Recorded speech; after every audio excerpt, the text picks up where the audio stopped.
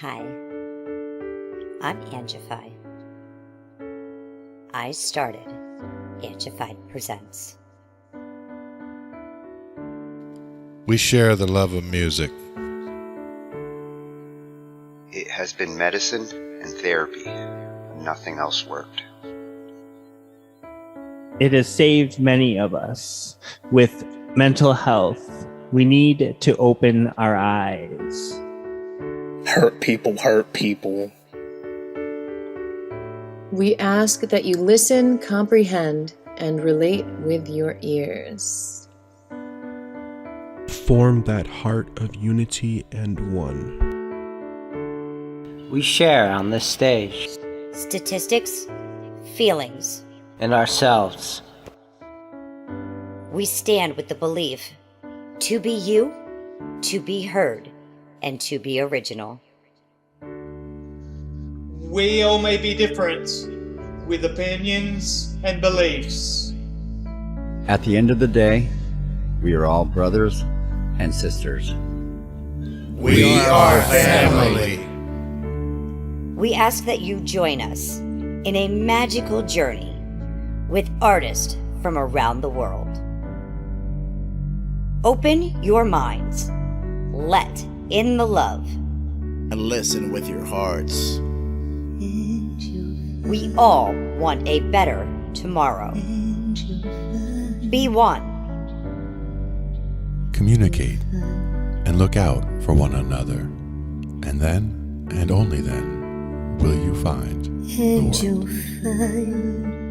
We will find peace in all the world. You'll find the world. And you will find in this giant world. He was among us in every boy and girl. Many have been broken, red hearts turn black.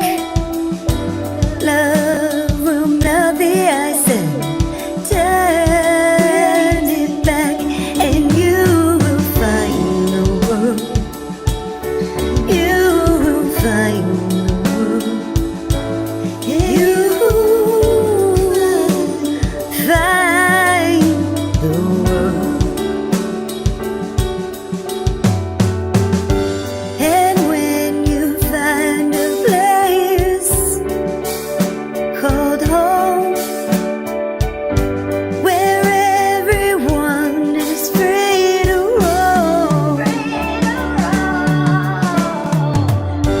a whole new world, a better place for our children's futures at stake. And you'll find,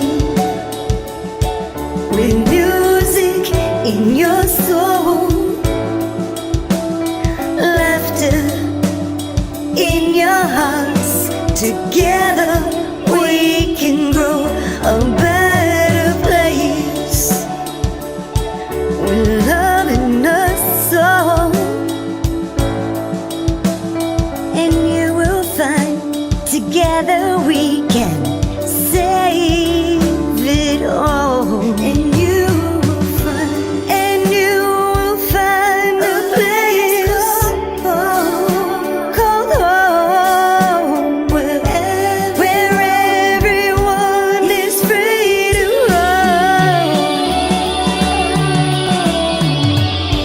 a better place, a whole new world,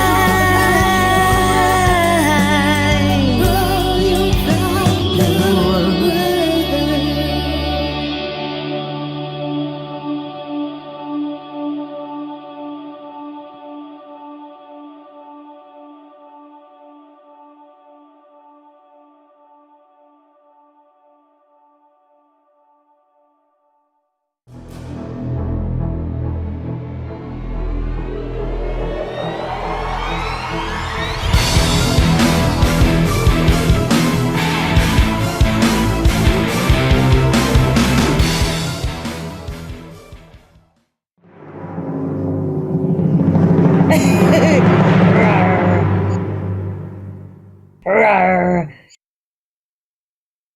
We cover digital audio workstations and music tools. We explore theory, gear, and MIDI too.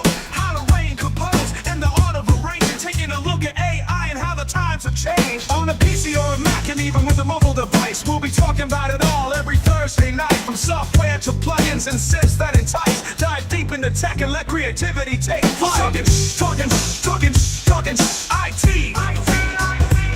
We're talking IT. Come and join in and have some fun. It's highly educational with a lot to learn. From bedroom producers to seasoned pros, we're breaking it down so knowledge grows. Whether you're a DJ or a beat making wizard, we got the tips and tricks to make your sound sizzle. Mixing and mastering, that's our jam. With the tutorials and tips on how much RAM. Get the best quality from your setup and gear. Tune in every week and lend us your ear. We're talking IT. Come and join in and have some fun. It's highly educational with a lot to learn. We're talking IT. We're talking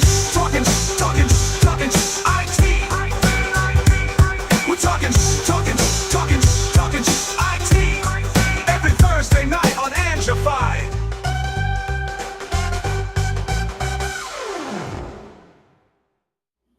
Very cool. So now we're gonna look at drums, which aren't like your typical acoustic drums, although a lot of these really try to give you the feel of an acoustic drum with the convenience of digital sets and signal. Yeah. That's the main thing is, again, just being able to control just one signal out if you want to, and separate it to others if you if you wanted to do it the other way, that's all fine too. But it all depends. To the Talkin Shhh I.T computer. There it is.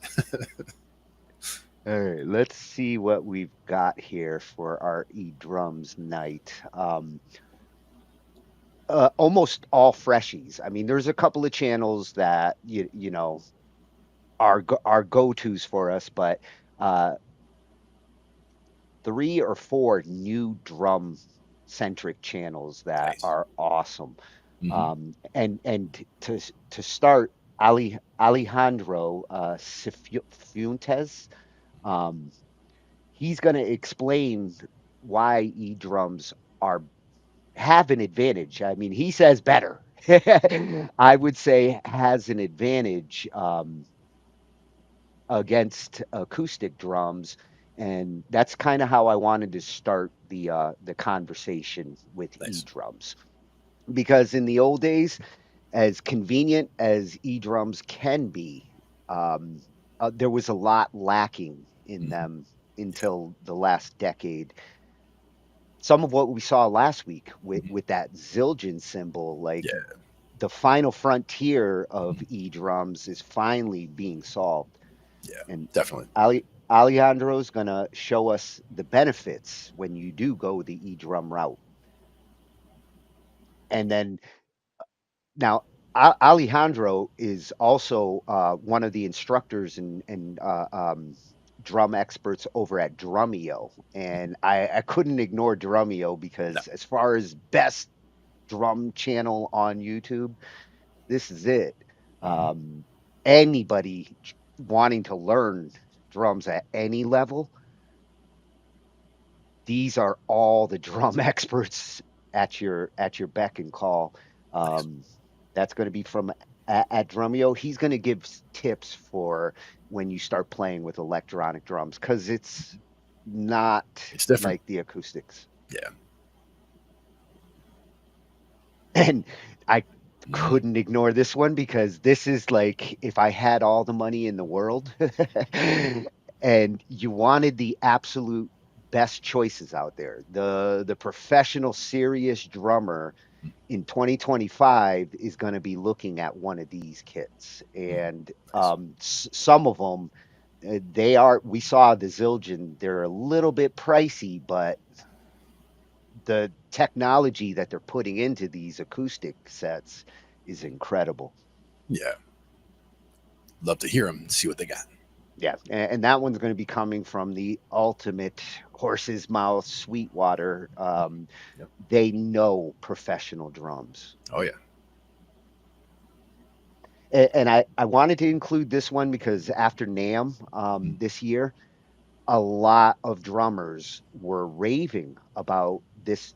And, you know, it's nice to see occasionally the small companies still being relevant in this kind of world, because it does seem like the big companies, the Zildjians, are now gonna come in, but F Note has this digital kit that blends the best of both and easy to transport. One of the things the drummers are loving is setup with this is instant.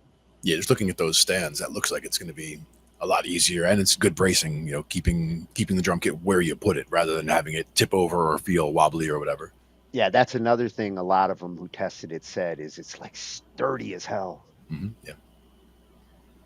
And this one, this is probably the kit. If I do go down the digital drum, like I want to learn them, I really do. This is more in my price range. And as far as 399 or 599, the two Alesis kits he's going to show you here, um, you get a little more bang literally with the 599, and I think I would stretch the dollar, but he's going to show, like, you know, at this bottom level budget, you can get an awesome kit. Nice. Yeah, yeah. I'm, I'm Definitely. not I'm not a fan of the symbols though, just like you said. Yeah. The symbols are my turnoff, but we're talking $500. Yeah. And again, you know, we're also talking about learning something. We're not talking about, you know, this is what I'm going to bring gigging every week starting tomorrow. You know, this is what I want to get to work on my technique and get so that it's, you know, comfortable to sit in front of a regular drum kit anywhere. Yeah, yeah. I think if I was really a performing drummer, I wouldn't be looking at the $500 kits at that point, because durability and everything else does matter when you have to put it on stage. Exactly. And reliability. Yeah, yeah. And when you are dealing with digital equipment and moving it on and off stages, that's a little more sensitive than, you know, your traditional acoustic equipment. Yep. But be careful with it anyway. Be careful with it all. That's going to be coming from Cooper Drummer. And for the final video, I've got a little homework project. You know, Cole Seth, one of our Patreon supporters and good buddies in the music room. You know, we covered the finger banging a couple weeks ago, and he went and bought this, the Contact Machine, which has been. I really want to get into the Contact library, and I want the 88 key weighted controller, but it has this built into it, and Cole needs to get this set up, and I need to know what I'm going to be dealing with. So this is going to be a tutorial and an introduction into what the Contact Machine can do. And that would be the question, is if he's looking to use it mostly for, you know, coming up with drum beats and using it all as drum stuff, or is it for loops and, you know, not quite DJ stuff, but you know what I mean, like putting things together. He's probably going to do both, knowing him. And I'm sure it can do both for sure. He's going to be using it for his next album. Now that he's done with Stellar Illusions, the next album, this is the toy that's going to help him drive it. Nice. Yeah, that one's going to be upgraded toys, upgraded tools. That one's going to be coming from one of my favorite reviewers of all time, not just with music, but Sanjay C. Best reviews on equipment, and in this case, tutorials. Like, you know, this is how you set up one of these. All right. Every Thursday night. Just like tonight, another Thursday night. And tonight's going to be a little different. This is definitely the most different of shows that we've done yet. We're only going to be looking at one video tonight. You know, normally And before we get started, I'd like to say, IT is meant to be an educational channel. This is not for profit. It is meant to learn and explore. That's always been our mission. That's why we pick a theme every week. We try to find shorter videos, 5 to 15 minutes, that help to explain and teach the themes, the topics that we're exploring, and And to spotlight the channels that they come from. yes, that's always been one of the first priorities right from the beginning. We've been doing it now for 5 years, and um, amazingly, we've never really had any problems. In 5 years, we've looked at thousands of videos from hundreds of channels. We've never had a channel directly complain to us.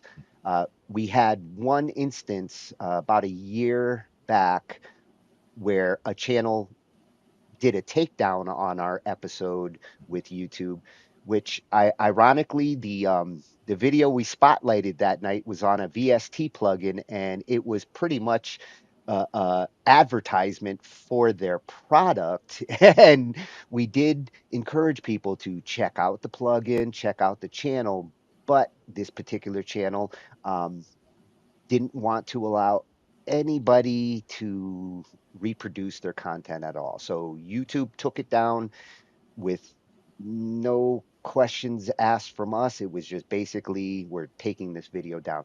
That's been the only instance that we've ever had in 5 years. What kind of pushed this episode tonight is last week at the end of our episode, our stream was taken down, and it was for community violations, for the use of third party content, something we've done throughout our series, and we've always put in the descriptions and pointed to the content we're using, the channels that are the content creators of that content. And our purpose is to discuss the videos. We discuss them going in, and we discuss them going out. And I kind of like that format, because with the shorter videos, it's nicer to just let the lesson play out without interfering with it. You know, we're being told to put our faces on top of the videos and talk on top of the videos, pause them, and make it more transformative, which I can understand. That does make it more transformative by adding ourselves on top, but it doesn't always lend to the learning process. So I don't always want to have to interrupt educational video just to make a comment, just to make it transformative. I do like being able to hold my thoughts till the video finishes, and then give our thoughts on the video. I Exactly. hope in the future we don't have to change that format too much, because with the shorter videos, I feel like it's more distracting to break up the education when it's 5 minutes long. Right. And that's the And thing is, with the longer videos, like something that we have for today, it makes more sense to pause at certain points, because there will be a lot of things that we'll want to go over. If we tried to save them all till the end, we would, and undoubtedly forget some, or, what have you. Whereas pausing partway through could be helpful. yeah, and this video kind of lends itself more to that approach, because it's a discussion. It's a back and forth, and there are moments where it's good to pause the discussion and chew on the information a little bit. So we're going to do it a little different tonight, and I did reach out to the channel. Let's go to the IT cave and take a look, I'm going see to go what from over we've here. got here. There it is. And I gotta whoosh my way this way so I can see what we're looking at. I did reach out to the channel. I let them know, this particular video, it couldn't have come at a better time for me. it is something that we're dealing with. Many other YouTubers. I went down the rabbit hole over the last 2 nights to see, is is this going on as much as people say? And yes, hundreds of content creators out there over the past month or so have all of a sudden been getting hit with community guideline strikes and copyright strikes in a lot of cases on content that they've had up for years. And why all of a sudden is this starting to happen?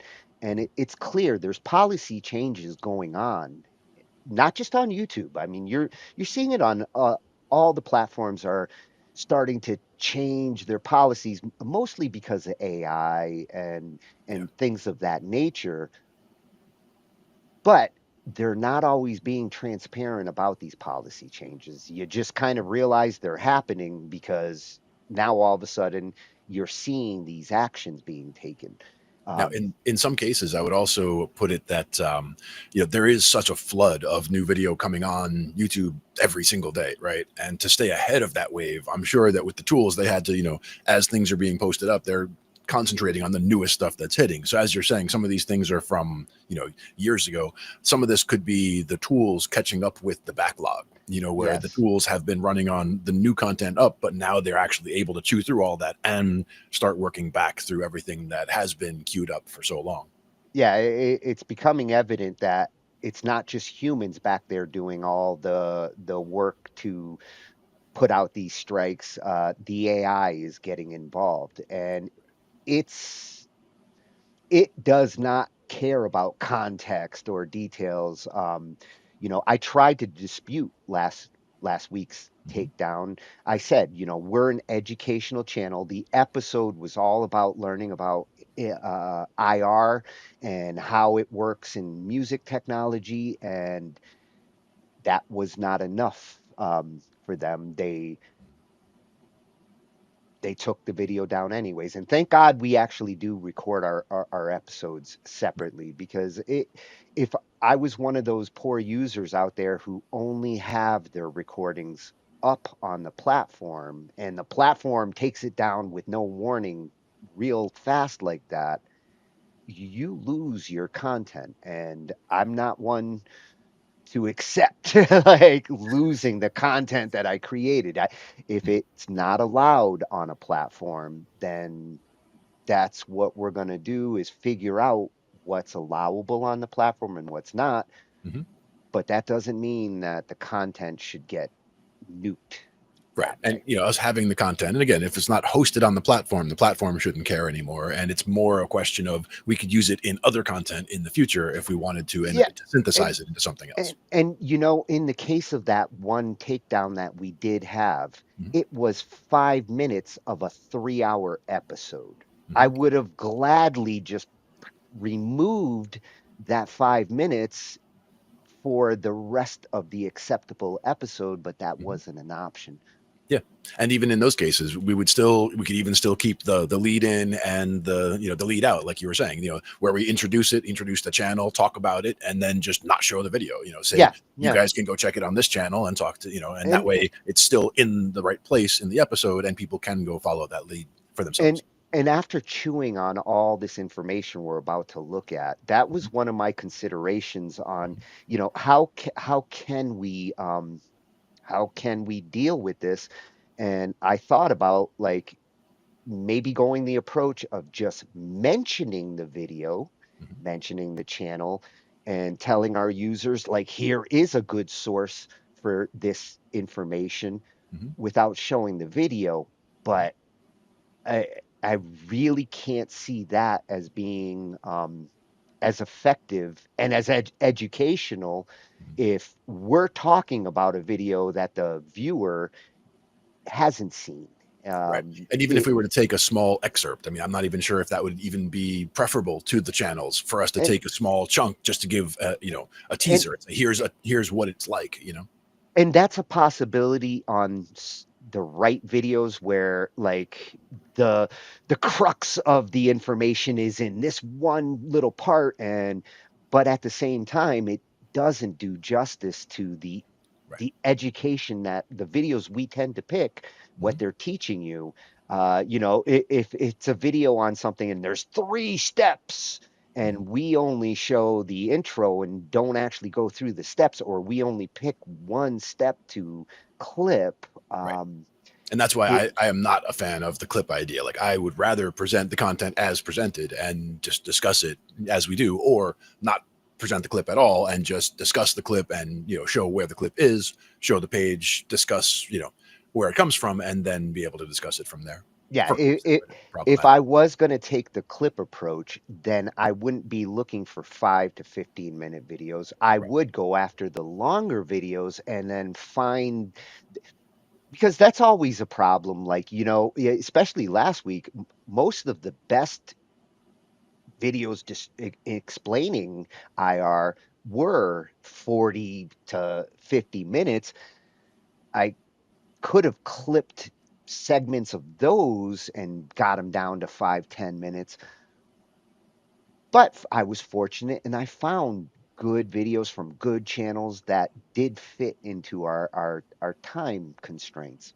Right. And much like with movies, and you watch a movie trailer, and if all the best parts of the movie are in the movie trailer, then you go see the movie and you're disappointed, right? So same kind of idea happens here, where if you're only you're going to clip out the 3 things that you like the best out of this video to present, to get people to go watch it. If they go watch it and then realize that those were the 3 things, the only 3 things they really needed to know from the video, and the rest was all not filler, but you know what I mean. They might just say, oh well, why did I watch the whole video if I only needed these 3 little chunks? That whole thing.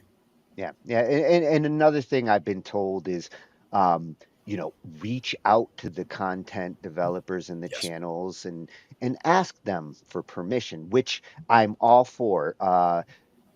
The only tricky thing with a lot of this is not all content creators communicate through YouTube. I can barely keep up with my bell and messages. The big channels, they get so much noise coming from their YouTube messages that things get lost in the shuffle there, even if you're trying to put it in the comment or contacting them directly. Uh, because we do this every week, and I don't usually get a chance to even start doing research on a topic till maybe Monday or Tuesday before that Thursday. And the internet does not communicate at light speed the way people think. I did ask, in this case, if we could, on Tuesday. You know, I was hoping within the couple of days I might see a response, but given how big his channel is and how much work he has, I can understand that probably hasn't even seen it. And I'm hoping, fingers crossed, we put in all the information, all the description. We're going to do our best to encourage you to go and check out this resource, because if you are a YouTube content creator, what we're going to look at tonight, these channels are as much a necessity as Miss Crystal. The kind of channels that it's very easy to recommend, because these are the channels that we use for information and to go look at. So all of our viewers should check them out. Definitely. And for tonight's channel and tonight's video, this is going to be coming from Sean Cannell, and the channel that I came across this. It's not a new channel to us. I've gone to he's got several different channels. I've gone to one of his channels for camera reviews, equipment reviews. He gives great information for the content making side and what gear and things of that nature. But this channel, at Think Media Podcast, this one is more orientated towards growing your YouTube channel, uh, um, making a success out of your content on YouTube. How small channels make big money on YouTube. He's an author, a speaker, and he really is one of the online experts at building a channel up. The videos, they're all super useful information for anybody trying to build a YouTube channel. And in this particular episode that we're going to be looking at tonight, he's going to be talking to Tyler Chow. She is a law for creators. She has kind of shifted her attorney work specifically to content creators, and a lot like Miss Crystal. We've got a channel here that really focuses on the legal side of being a content creator. The advice and the details she's going to give in this when it comes to dealing with YouTube, working with YouTube, and the rights and wrongs of what you can use, it is something everybody should understand. And unfortunately, you're not going to get that information directly from the platform. They don't explain things properly. Uh, there's a lot of mystery to their algorithm. I'm not convinced they even know exactly how their algorithm works I'm anymore. pretty sure that's where I am on that too. And it's not, I don't fault them for that. It's just things do, like I said, there's so much that is, added so quickly, and things are changing so fast. I mean, in the 5 years that we've been doing this, AI went from something that was kind of a novelty thought back in the beginning to just being everywhere right now, and can be problematic in so many ways. So it's important to be up to date on what's going on and to watch everything with a critical eye. I mean, understanding that it's so easy to fake so many things with AI right now that anything that you're looking at, you've got to question whether or not the information is accurate or not. And when we're doing educational things, it's a lot easier because we're watching educational things. But when you're trying to look at things that are, say, more divisive, it's important to be sure of what you're watching. Yeah, and she will mention how the exceptions that YouTube has in some cases. Educational is one of the top ones for exceptions when it comes to some of these rules. Education, parody, um, these are the approaches that tend to get exceptions because of what they're providing. And I guess the trick for us is to prove we're educational. So, we're going to probably have to emphasize that a little more in our descriptions, our disclaimers, that we are an educational channel. We're here to learn and teach together. Now, just remember, there will be a quiz at the end of this video. That's how you know it's educational. You get a test. It's important. Yeah. Oh, every time I hear that, it gets me thinking. Over there, over there, over. Oh, no, I got to flip. It's okay. Which way should I It's look? fine. We'll go this way today. So happy Thursday. We're back. Yeah, and it's Juneteenth. That's right. A federal holiday That's now. right. On this Thursday, Juneteenth. Yeah. And we're going to get back to a little bit of the IT tonight. We're bringing the IT back. Got to bring it on some Thursdays. Sometimes it's music stuff. Sometimes it's IT stuff. Sometimes it's just nonsense. But, today, IT stuff. Tonight, I wanted to ask who's the boss, except it's who's the OS, because operating systems, kind of going down another rabbit hole. Every couple of years, things change, and Windows 12 is due out this fall. And what I'm seeing is a lot of people, every time a new version of Windows comes out, or sometimes on the Mac side, you get a lot of users who they hear what the next operating system is going to do. They don't necessarily like the directions that Microsoft and Apple go.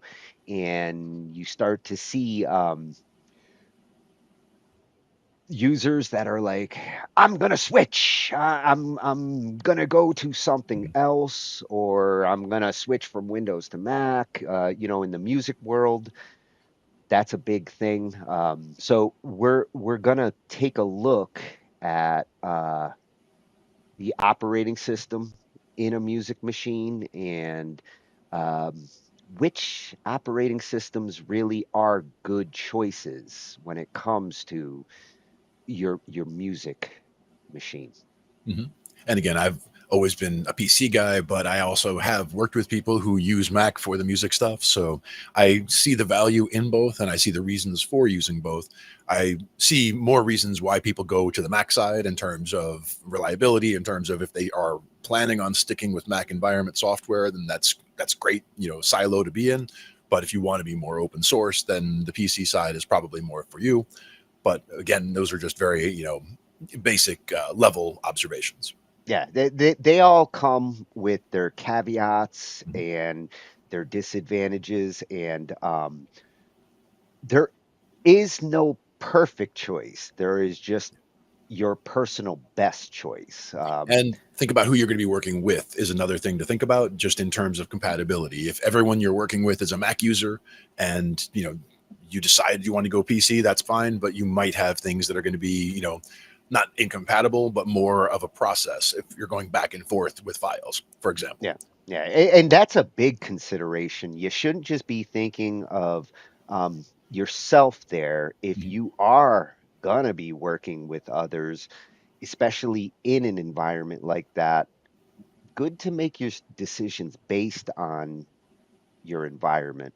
Mhm. Yep. And your Otherwise, environment can change, you might work you with might, three different bands and all that. So yeah, find good compromises.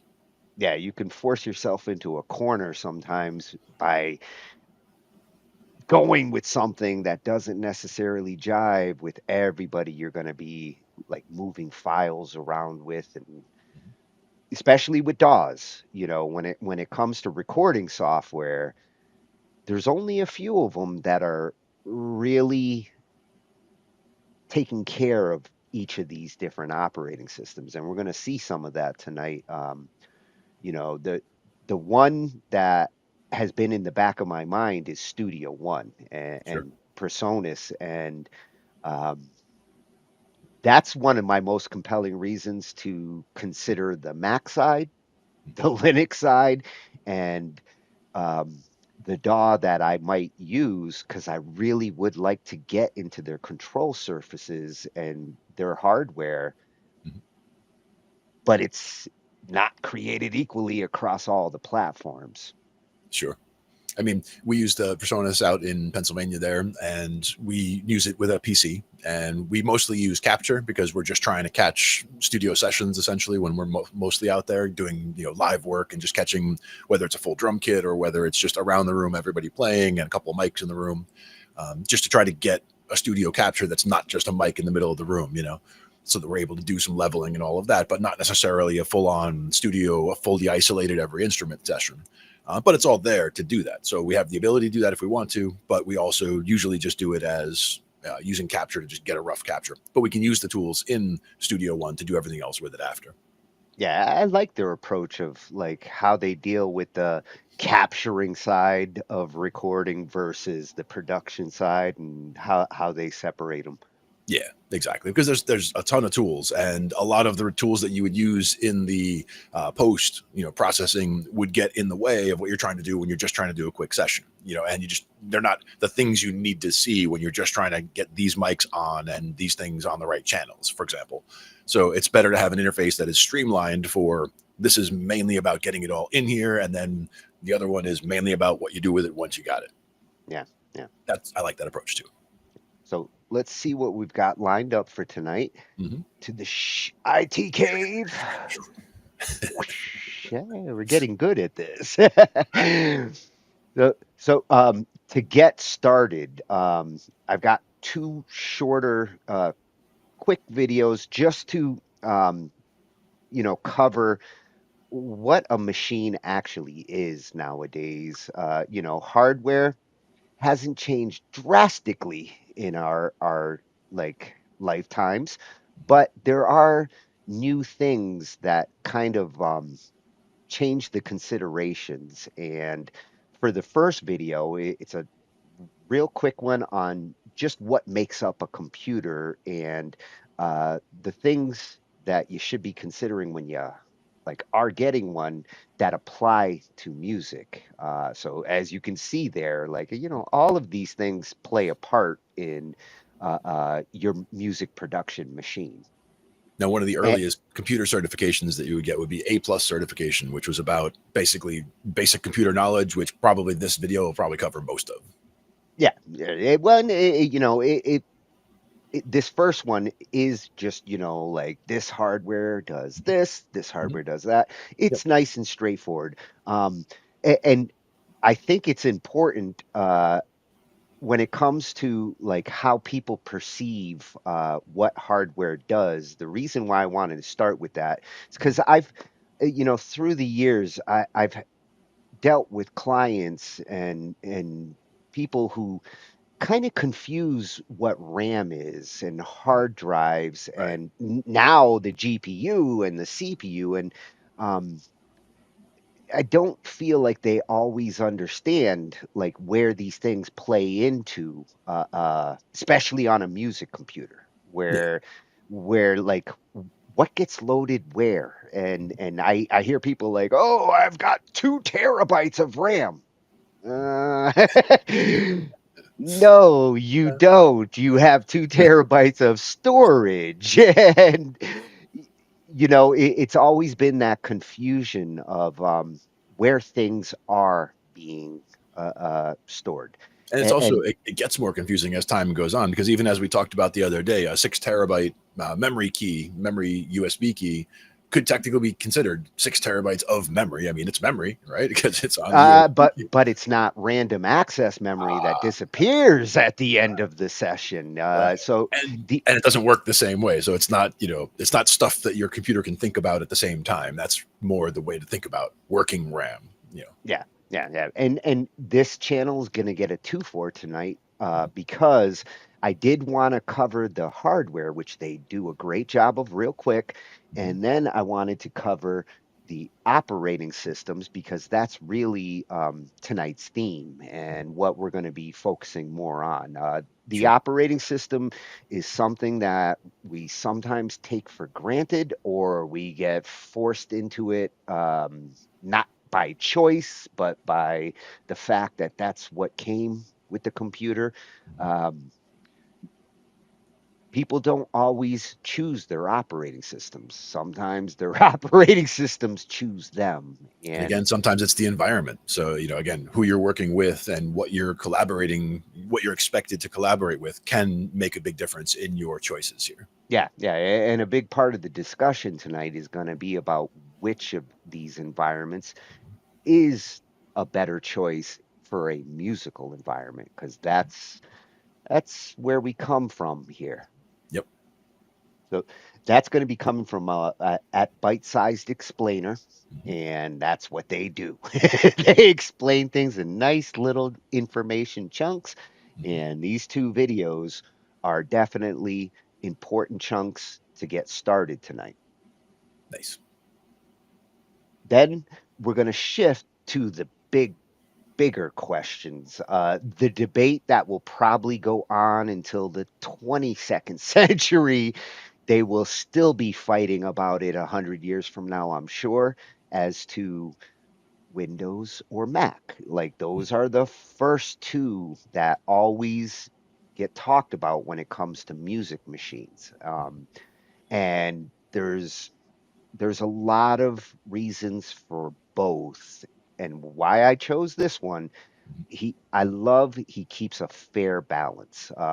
I almost went with the approach of one video coming from a Windows guy and one coming from a Mac guy, but like I've seen tons of those videos, and when you have somebody who's like hardcore one side, they don't always tend to look at things open-minded as to the benefits and disadvantages. They just swear by that operating system. So, um, Get Beautiful Recordings, which gotta love the channel name. That's what I want is Beautiful Recordings.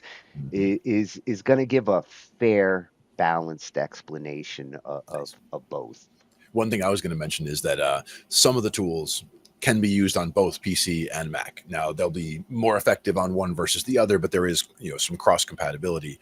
What I would love to see at some point is somebody focusing on those tools in both environments to see because that way you get people who can bridge the gap. So if you are in an environment where you have diehard Mac users and diehard PC users, you could do something where you get everybody on the same page at least, in some ways. And the options are better than they've ever been. There are some decent DAWs that do work across the three platforms we're going to talk about. Mhm. And, you know, those are the best considerations if you do think that you're going to be working with people with different operating systems on different platforms.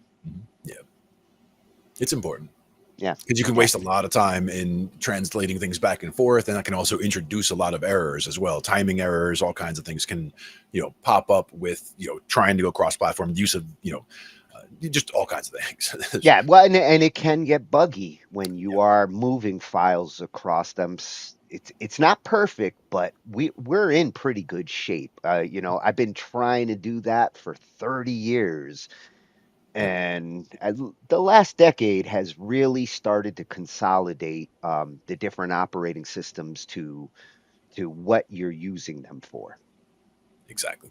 Yeah, and this one I wanted to include afterwards as a follow-up to, like, if you are buying a new machine, something we've covered a few nights on here, Mhm. and um, what are the considerations and what are the mistakes that you could make in choosing your PC or your Mac? And the reason why I really like this one, it's coming from Presonus channel, Presonus Audio Electronics, and here he talks about the considerations in regards to some of the Presonus equipment and some of the plugins that I happen to use and that I want to get. So I'm kind of curious as to how the Presonus surface controllers and things like that, some of the VSTs that they bring in Studio One,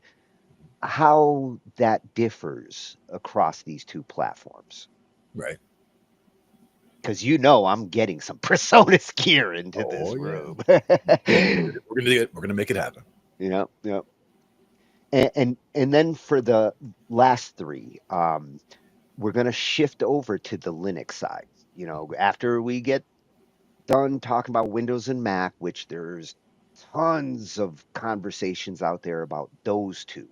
Um, the Linux music machine is a trickier one that you do see a lot of conversation out there about it, but they it always feels like they're waiting for Linux to finally like catch up and be ready.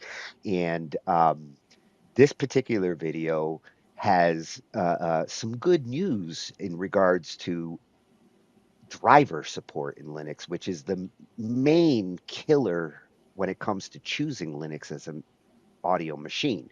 If Right. you're buying high-end audio devices, Focusrites, Presonus, in the past, they didn't make drivers for the Linux side. They kind of just ignored Linux and really focused on Windows and Mac. But now that Presonus is pushing out a Linux version of Studio One, um, and Focusrite is also jumping on board with getting drivers exclusively for Linux.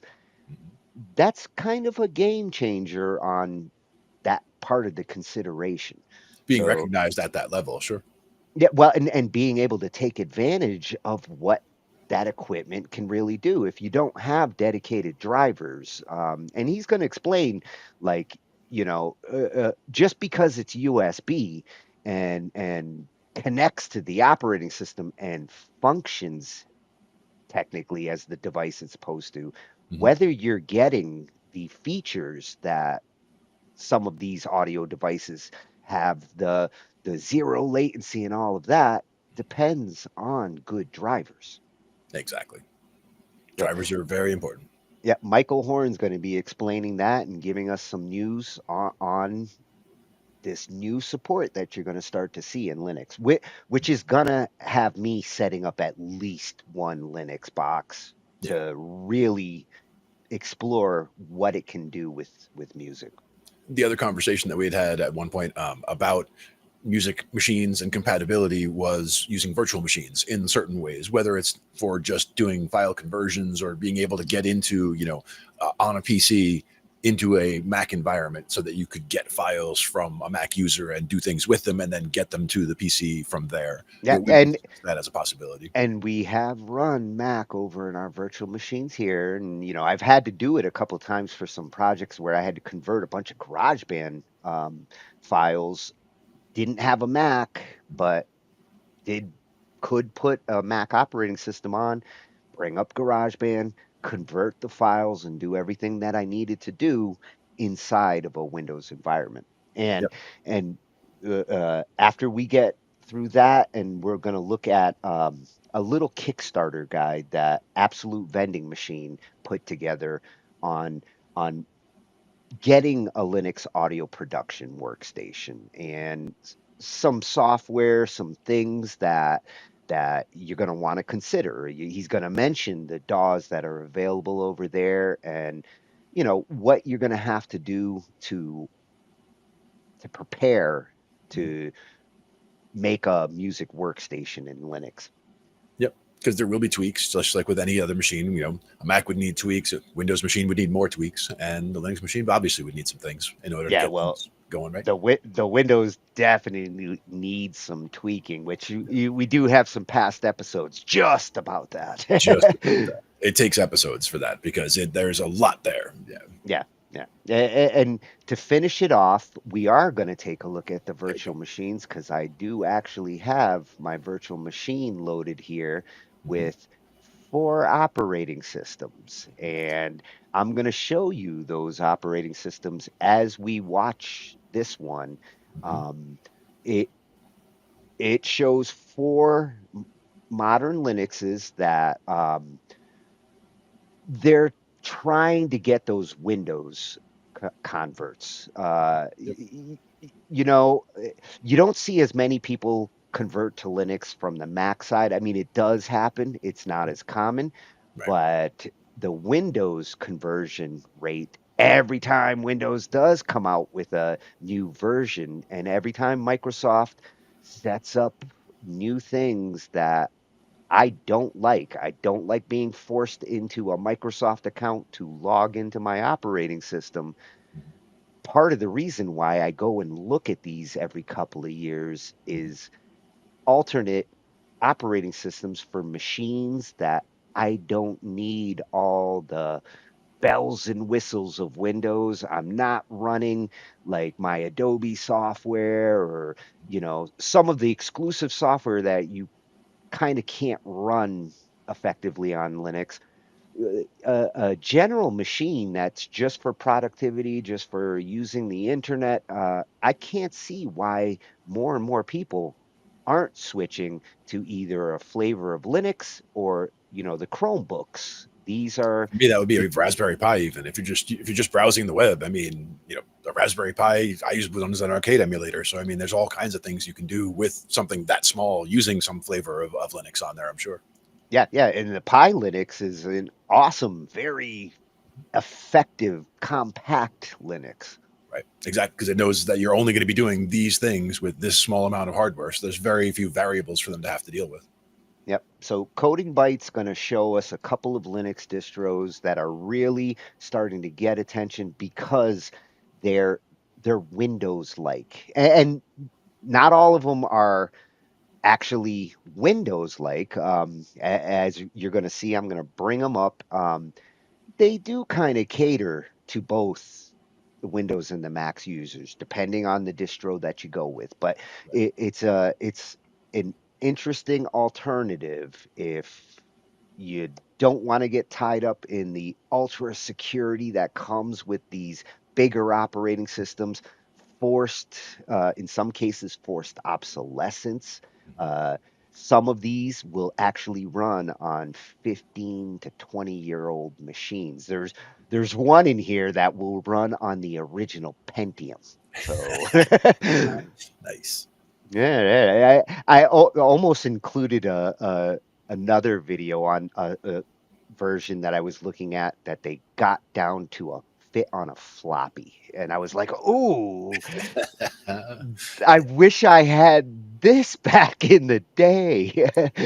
I might still have some of the computers from back in the day hiding somewhere in a closet, because instead of getting rid of old computers, I would just kind of upgrade to a new machine and then put the old one aside as a backup and just forget about it years later. So I have many old machines that we could test that theory on. One thing Yeah. about the different distros feeling like Windows or feeling like Mac, if they're trying to get that, they have to walk a fine line because they can't, violate copyright of making it look too much like Windows while trying to make it look enough like Windows to make people feel like it feels like Windows. So I That's get where where they you have that line. that's where you need to be careful, because I did look at some distros that actually mirror Windows. In some cases, there's one that actually took the graphics from Windows, which it's not a legal Linux. They're in the middle of a battle with Microsoft because they went and used the actual resources of the operating system to remake the operating system to look like Windows, and go figure, they charge a license which is as expensive as Windows. I'm like, why would anybody fall for something like that? I mean, the only thing would be to have control. Like by that, you're paying the license fine. So but you're saying I have control of the content now. Nobody would, but if they would, that would be the reason I would see. Yeah, I think a lot of the ones who are considering getting away from Windows now with Windows 11 and when 12 comes out is, um, Microsoft is really starting to take control of your data at the hard drive level. They're pushing for everybody to use their BitLocker compression or their encryption, and um, insisting that you synchronize your data to their cloud. And these are things that great to have those options, and I could see suggesting that to like business level users and people who really do want to have maintenance taken care of for them automatically like that.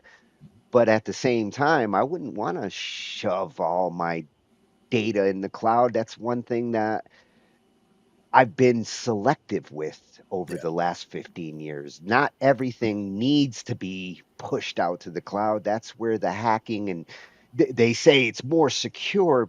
No, like when it gets out to the cloud, then you have to keep your fingers crossed that they're securing your data on their servers. Yeah. Every time you hear about like these big hacks that are going on, it's because the hackers got access to the data on somebody else's servers, not on your machine. Right.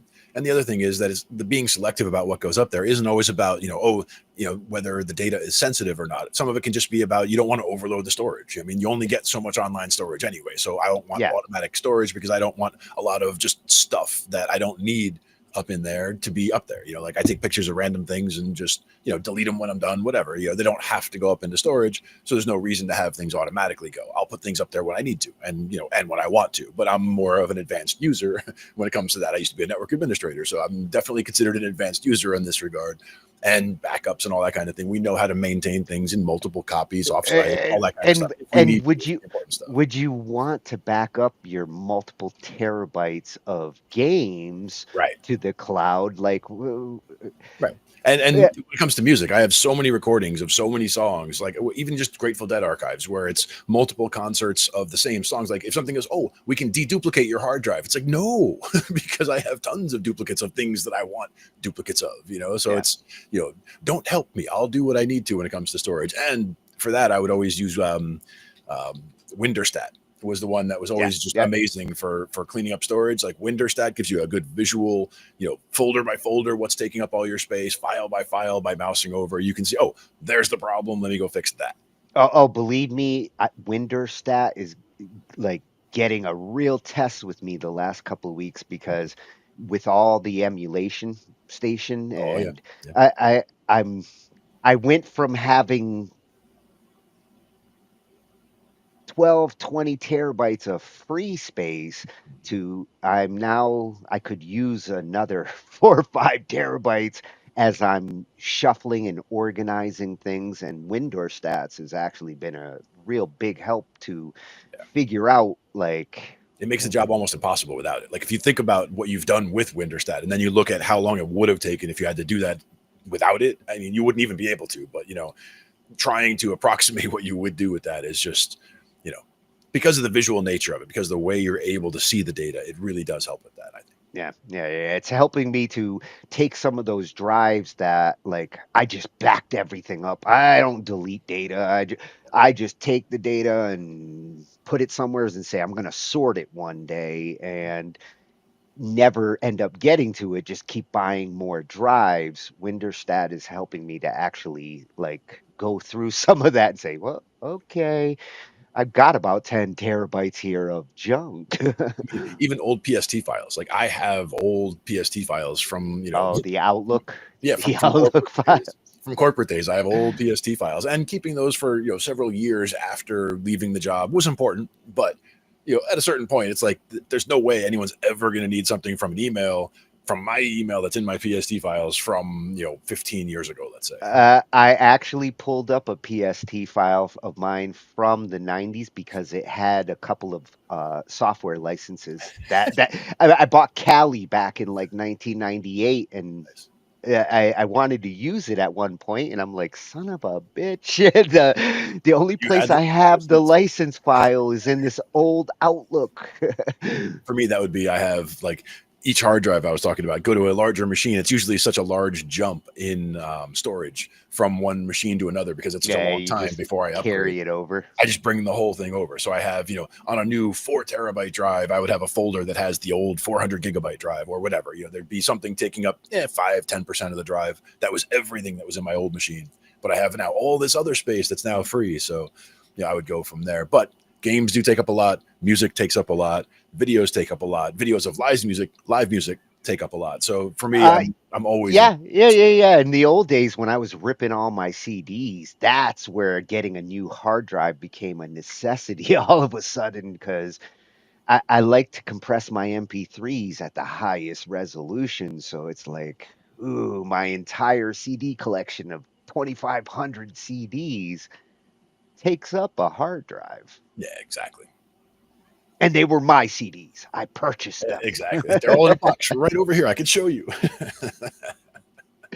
Yeah, I wish I had actually kept the CDs because at the time, MP3 sampling wasn't as good as it is now and didn't go as high. So I ripped that whole thing, spent like months doing it at like 128, which at the time was like great, but The question is, what kind of failure rate would you get off of audio CDs now after that many years? I mean, they're probably still pretty good, but 100%, 95. I mean, what kind of rate do you think you would actually get really good rips from CDs from that long ago? the irony is, if I wanted to rip a CD now, You don't have a player. don't have a CD player. All these machines here, this one actually does have one, but it doesn't work so good anymore. No cup holders. Yeah. I mean, I remember the backpack CDs, there was the external CD from way, way, way back that you would plug into a parallel port drive when computers had, a printer port in the back there, and you could actually do it that way. But yeah, long time ago. See, and I have one of those backpack 3.5 floppy USB drives because once in a while I'd have to like resuscitate something and boot up from a floppy. Now I don't have any floppy disks, so I got the drive. I don't have any disks. Wouldn't do you any good anyway. But yeah, that's where the Raspberry Pi comes in because you can emulate a lot of that stuff at this point anyway. Yeah. And you'll find every Thursday night, Glenn and Tony. Right here. It's Thursday once again. Yeah, Talkin Shhh IT. IT. Quietly. Yep. A little bit of a quieter intro today. It's Well, all good. and actually tonight's topic, one that long time coming. You know, we've been band labbers now for me 5+ years, going Yep. on 6, maybe Yep. 7. It's been a while, It's been a few.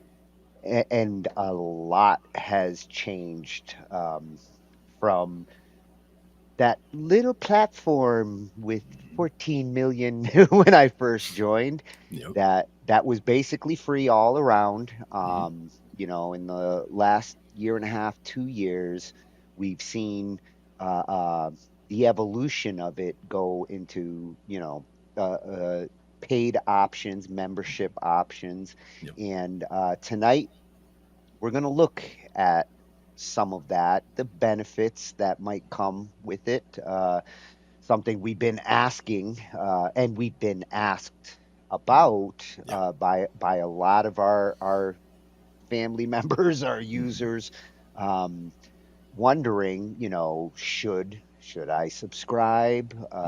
Is there a benefit to it? And hopefully, we're gonna see some of those answers and Yep. answer some of those questions tonight. Yeah.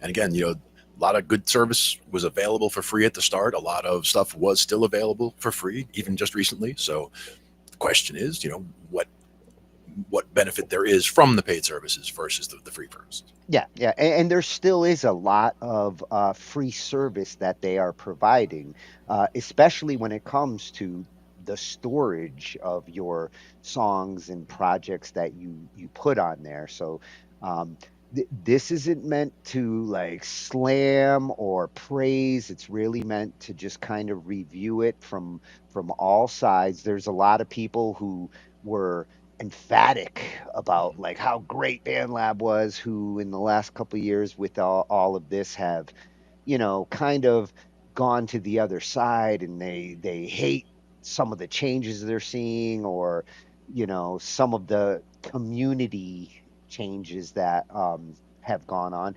But at the same time, I still see the same kind of energy and enthusiasm Yeah. that has always been there. Right.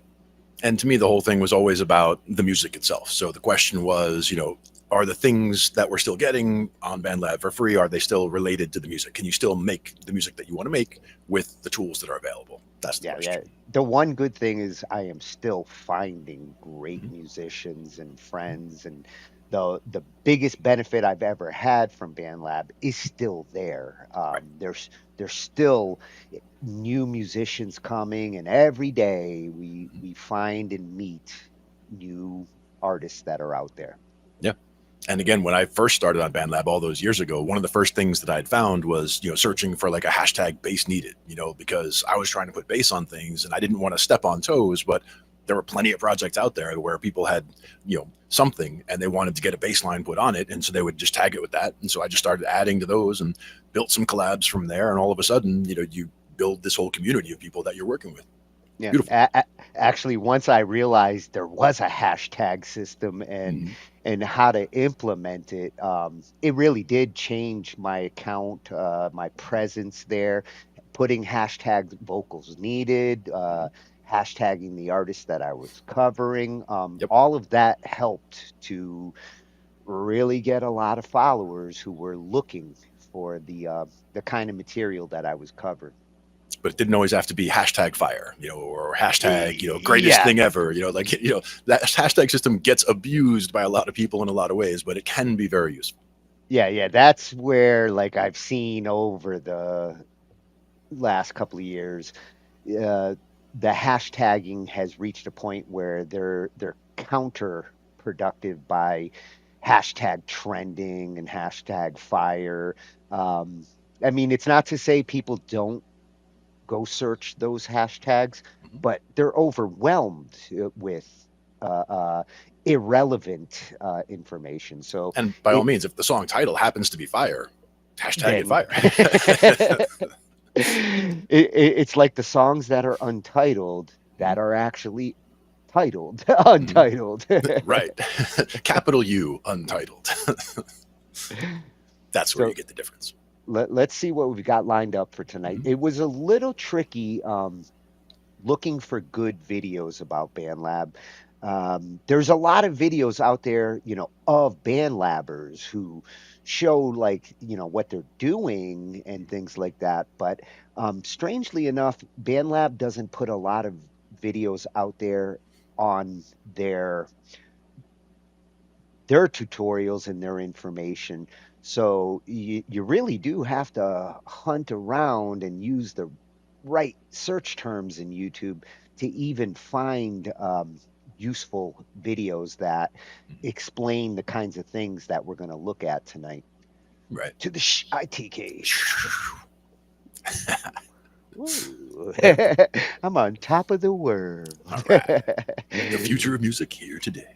Yes, and this is what you first see when you first go there. For those who aren't familiar with it, it's a musical social media platform, kind of like a hybrid of, imagine if Facebook had a DAW and you could go find other users and collab with them, or find tracks, and if you see that little fork button, fork it, try out your ideas on it, and then post it out there and share it with the other members of the platform.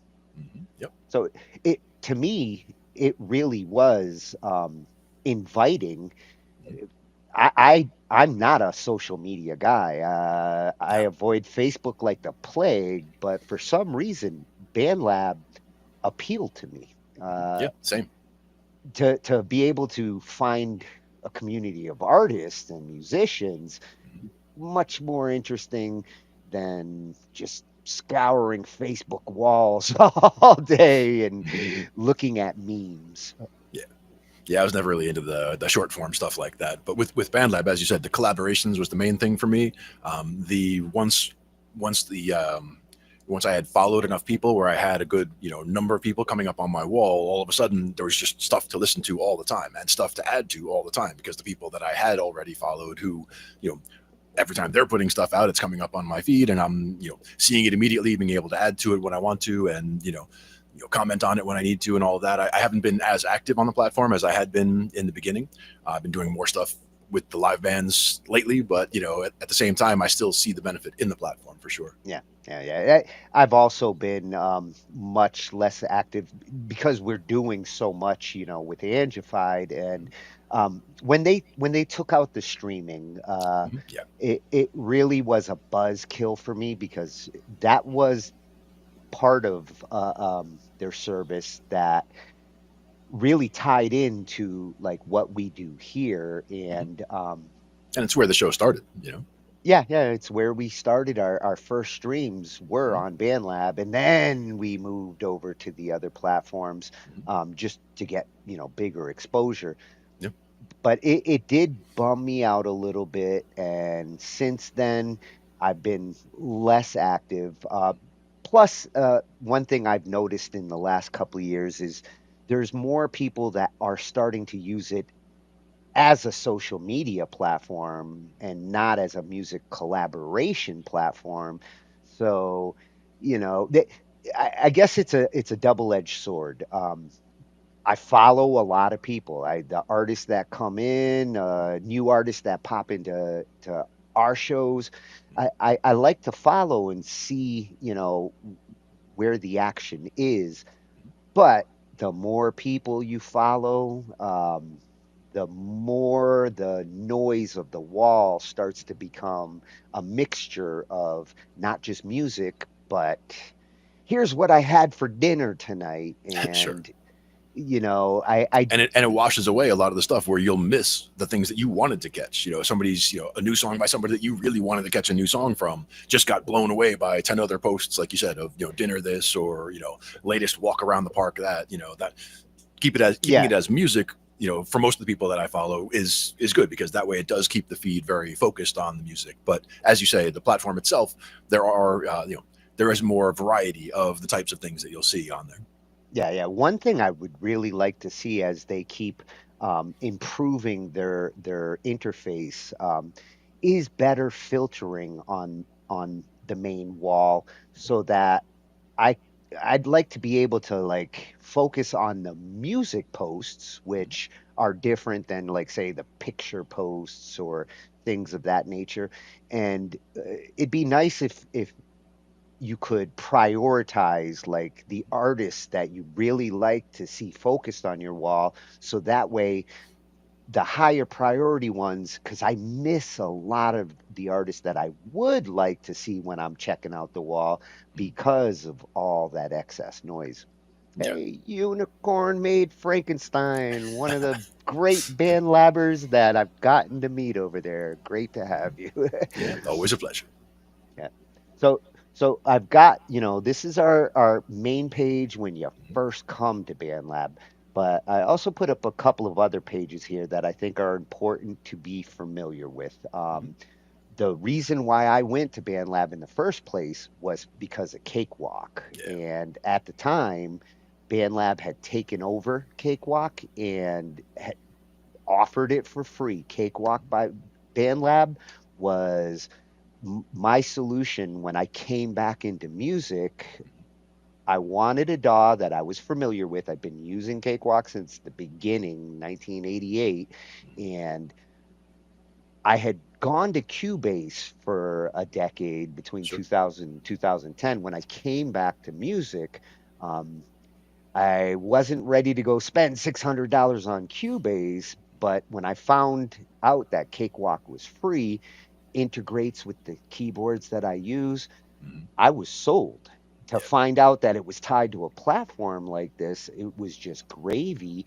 And cakewalk.com is kind of where you want to be going to keep up with this DAW if it's been something important in your music production. I know it is for me, Yep. and I'm still on the fence about upgrading to this new sonar that they're doing, but we're gonna look at some information on that, and hopefully it eases my troubled mind, and I would like to at least start testing it, but I'm not ready to stop using the Cakewalk by BandLab because I Right. have 3,000 plus projects that aren't ready to go get upgraded and be stuck somewheres where I'm not sure if I'm ready to go yet. So I've been keeping an eye on cakewalk.com. This is where they are moving the products to. There's the Big Dog Sonar. There's Cakewalk Next, which is a nice middle of the road alternative. Feels a lot like BandLab, except it runs as a local application. It has all the BandLab sounds, tools, supports VSTs. So it's a nice bridge for those who might have been just using the BandLab editor in their browser or on a mobile device. Next is kind of a step up from that without having to jump into the full blown sonar. Right. And that was the And thing is for me, the collaborative aspect was important, but also the library aspect, having everything in one place was also very key. Having it accessible online, being able to access it from this studio at my house, and then being able to go to a friend's house and being able to log in and get to the same project and just be able to work on it immediately. That was all positive selling points for me for the whole process in the first place. yeah, yeah. And what's cool with these new products, they do integrate with your BandLab account, and your projects can be brought in, worked on, pushed back, and that's the part of it that's really appealing to me. When I first started using it, had to export as wave, bring every stem down, do everything, and then afterwards load up either stems or masters. And this is hopefully going to make things a lot more smoother on the workflow. Yeah. And even every one of those conversions, not just an extra step, but also an extra place where you can introduce noise, you can introduce errors, you can all kinds of problems can start stepping or seeping into projects when you start having issues like that. Yeah, yeah. And another page I wanted to bring up and mention, one that a lot of people don't even know exists because BandLab does not actually advertise this page on their on BandLab. Like you really have to go hunt to find blog.bandlab.com. And if you do use BandLab, this is a good site for just keeping up with some of the new things that they're doing. You see these videos that they have on here, they do actually offer some tips on how to do this and how to do that. Sometimes they mention, features that are coming out, things that are actually important that you don't see when you're on the platform. Right. And in the old days, when they used to have the contests, this is where they would like announce, give the information, and announce the winners.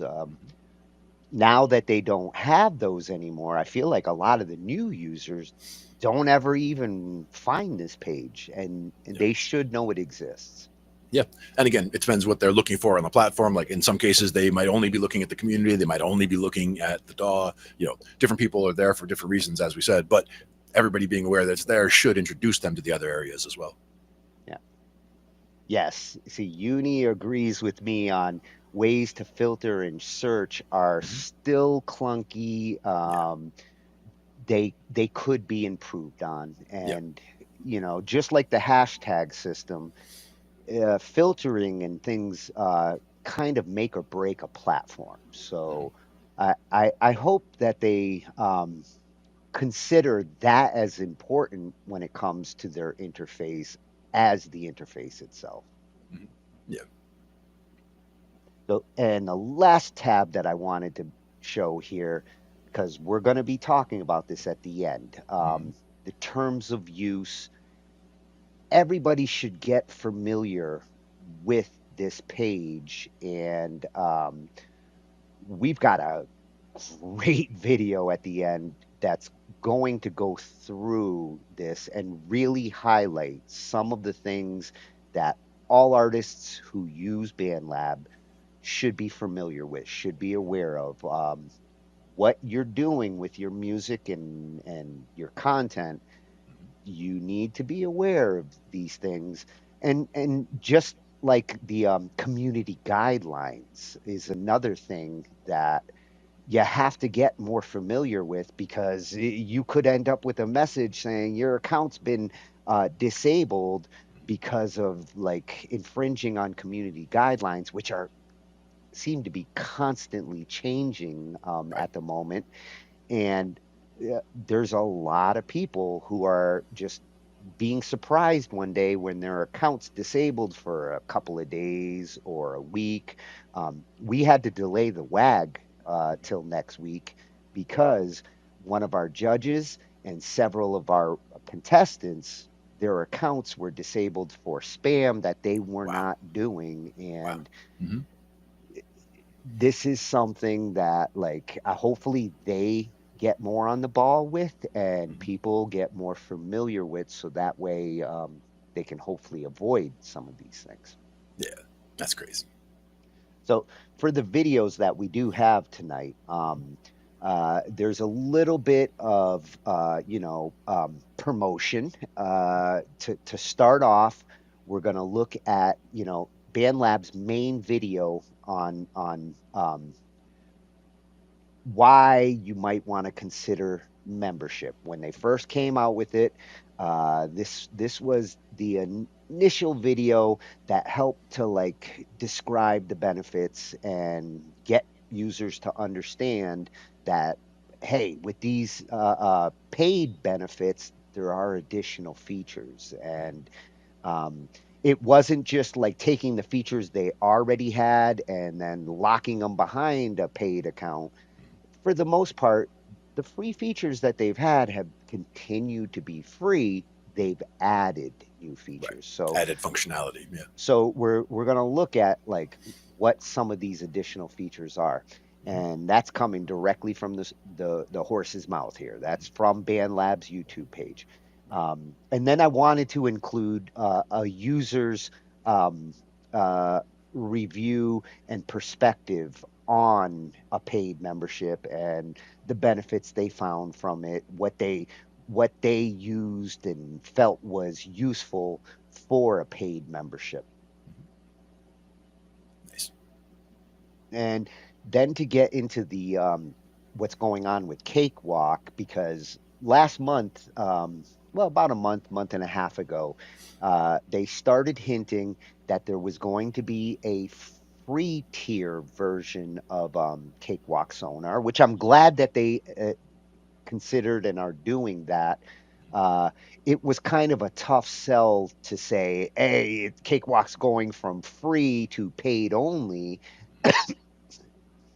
I'm glad that they're at least finding a middle compromise there, and you can actually get Sonar for free. It has some limitations, and that's what this video is gonna help to do, is explain uh, to some extent some of that and why the changes. It's coming from Creative Sauce. Mike, Yep. great to have you back in action, and great to have a topic where he is. The one who really got me back into Cakewalk. When I Yeah. jumped back into it, it was this channel that completely helped me to understand everything I needed to relearn and to go forward with Cakewalk. And in such an informative and approachable way as well. Yeah, yeah. And this second Cakewalk video, this one goes a little further. It comes from Audio Tech TV, another channel that has really become like one of my go-to favorites for the reviews and the news. He's the one who kind of let me know that, like, hey, Cakewalk's gonna have a free tier. And when Cakewalk was actually moving to Sonar and all of that, this is where I got that news from. So, Audio Tech TV is going to talk about the limitations of the free Cakewalk Sonar and Next, because I wasn't even aware that Next had a free tier now too. And I'm glad that BandLab is doing that to help ease people into the products. And I think it's important to know where the limitations are. So I'm really glad I found this one. Yeah. And then we're going to Miss be Crystal. finishing off with Miss Crystal. The every artist and musician should know her by now. The legal music advice that you get from her channels. And it turns out she's got two of them. You know, Yep. we were already following her on Top Music Attorney, but she also has another mothership on YouTube with Delgado Entertainment Law. That's her law firm. And there's just as much, you know, good information and useful information on that channel. So, like, I got it from this channel so that way we can kind of show both her channels tonight Nice. in one fell swoop. And what's awesome about this video is that she does go through that terms of service Right. and highlights all the important things that you can't ignore as an artist when you agree and sign up. uh, you really need to know what you're signing up for. She gives a fair assessment of it, totally looks at it both mainly as a lawyer. You know, she gets through the legalese, but she also does it fairly. She's a musician herself. She knows what it means to sign away your musical rights, Right. and she really digs into those terms of service to find the legalese that's hiding in there. Yep. Find those nuggets that you need to be aware of. Yeah. Yeah, yeah. Made sure I came in behind you. See, sneaky. But you're still over there. But I am Happy ready to talk some IT. Yep. On Thursday. Got to do it. Yeah, and tonight we got a grab bag. Little bit of a couple of things. We're going to be starting with songwriting for a Mm-hmm. couple of videos. Get these waggers, some tips on putting together their songs. And then we're going to go into gear whores Nice because I equipment. found, well, our wall and the channels that we have, I Mm-hmm. found some cool new gadgets. 2025 has been an awesome year for cool new instruments that totally look different. Nice. Always good to And see. and to finish, we're gonna go into some mix tricks. Mm-hmm. I got a mixing video that's got some awesome advice on what you're listening to and sometimes what you don't hear and need to fix. Yep, exactly. Because there's always something to fix. Yeah. Yeah, and after the last week, we're still kind of recovering here after Ozzy. That was uh, this last week between the wrestling fans and the metal fans. Yeah, It was a tough week, for sure. Lots of loss. but you see a lot of celebration of his music career and the influence he had. I'm seeing it everywhere right now. Yeah, for sure. And we were doing some, with some of the cover bands I work with, we've been doing some Ozzy songs for a long time, but like you're going to see a lot more of that, obviously, with, if you go to open jams and all that, everyone's going to be playing an Ozzy song here and there. Yeah, I've heard Paranoid now about like 100 times Yeah, in the yeah, last for sure. week. It doesn't surprise me.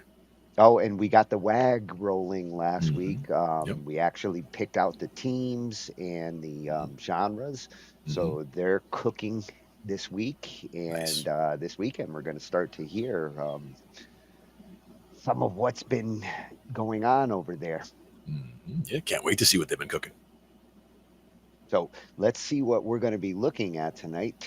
Mm-hmm. Go to the IT cave. And There it is. and I did start with videos that I feel could help some of them right now as they're getting used to their collaborators Mm-hmm. and trying to put together a song in 7 days. That's a challenge. Oh, for sure. So I wanted to start with a little songwriting talk Mm-hmm. and something a little more open-ended on the songwriting advice, not necessarily like technical stuff and like you got to do the ABABBA format or anything Right. like that. More of general good approach Mm-hmm. to writing a good song. Mm-hmm. Sure. And sometimes, So like you said, sometimes it is structure, but sometimes it is arrangement. Sometimes it's thinning things out and adding instruments or voices, all different things. yeah, this one, the reason why I picked this one is because in the past I've mentioned like the campfire Mm-hmm. Yep. approach to some of the great songs out there, Mm-hmm. and being able to take that song and just go with an acoustic around the fire and sing it is kind of a good litmus test Mm-hmm. of a good song. Yep. And when I saw this, I was like, oh, finally, someone's talking about like my litmus test and how to write songs. A freshy channel with a title that grabbed me right away. Yeah. And that's one that's, a subject that has interested me also. Like to work on singing and playing at the same time. Certain songs make that easier and just, lend themselves, as you said, to being played and sung at the same time. And when you think like that campfire approach, Mm-hmm. it you get the people around the fire singing along with you, and that's when you know you've got a great song because everybody knows the words and everybody's happy to sing it together. Try some Bye Bye Miss American Pie. Yeah, well, that's a pretty tough one for the guitar. But getting everyone singing though is the was the part. Yeah, well, that's a piece of cake for me. Mm-hmm. There you go. So we're going to start with that to see the campfire test. Mm-hmm. And this is such an awesome conversation. Songtown. So Hmm. again, we've been to this channel in the past. That's why it popped up and it Hmm. hit me right away. Like this is definitely the other songwriting video I'd like to discuss tonight because um, the 6 questions that they go through to determine whether you really have a song or not. Hmm. I do that whenever there's an artist who comes in and is like, "Hey, I've got a song," Hmm. Sure. and I go through a lot of these questions to determine, well, do you really have a song? Yep, because you certainly have nuggets of a song. You certainly have song ideas. There's certainly, or I have a progression I like. I have a melody I like. There's certain ingredients, but yes, there are certain questions people should ask to narrow down whether this is a song or whether this is just a song fragment. Yeah, well, this analyzes the song and the intentions behind Hmm. the artist with the song in a really logical way. Nice. So then we're going to shift into our gear stuff because this one, as I was going through like our suggested videos and they throw these little gear ones in everywhere's on our Hmm. wall, and I saw it like the thumbnail, and I'm like, what? This is something for the drums because it looks like just a lighting effect that like, hey, my drums have lights, Hmm. but it is so much more. And when you can incorporate some good MIDI triggers into your acoustic set, Sure. I was like, wow, this was really a unique drum edition that I can see drummers all over the place being like, I gotta have one of those. Hmm. Yeah. Nice. It's called the Drum Beam, Hmm. and it's going to be coming from Art of Drumming, another channel that, like, we've had a couple of drum nights, Hmm. and I'm glad that we're getting suggestions from this channel now. Exactly. And as you that said, re- sometimes it'll be gear stuff, sometimes it'll be technique stuff. There'll be different types of things that come up in the feed, but always good you know, stuff. when it when I see gear like that, that makes me want to buy something, and I'm not even a drummer. I'm Hmm. like, somebody built something right there. Yep. Exactly. And the other one that I was seeing pop up a lot of different channels mentioning it. It's kind of like that little pocket gadget we looked at a couple weeks back, where you can almost tell this thing's going to be popular just by the amount of like videos that start popping up on our wall suggesting like, tried this and you'll be blown away. Hmm. Uh, this is the Cord Cat, and it has, there's some approach to it that might be more familiar for those who tend to build their beats and their loops in a range, Hmm. with the 16 button kind of approach.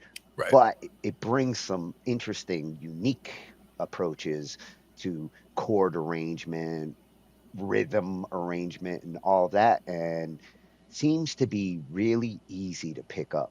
It almost looks like a Musicians, lighting controller, like bump buttons, it, like to hit different colors and all that. Yeah. yeah, and I bet you it's totally programmable so that you could control lights with it because Yeah. it is well designed. Nice. I like it. Yeah, that one's going to be coming from Alpha Theta Pioneer DJ USA. I think they're the ones behind it, Hmm. coming straight from the horse's mouth. Very cool. And this one I thought was a great compliment to this interesting gear and these new toys that we're seeing. Hmm. Um, Ben Jordan talks about audio gear that tends to not be discussed and thought about, but are kind of essential things in the studio. And for me, I was thinking like back to the 90s and the analog stuff, the patch bays and Yep. things that we took for granted. You needed them, but you never really like talked about the importance of a good patch bay. Sure.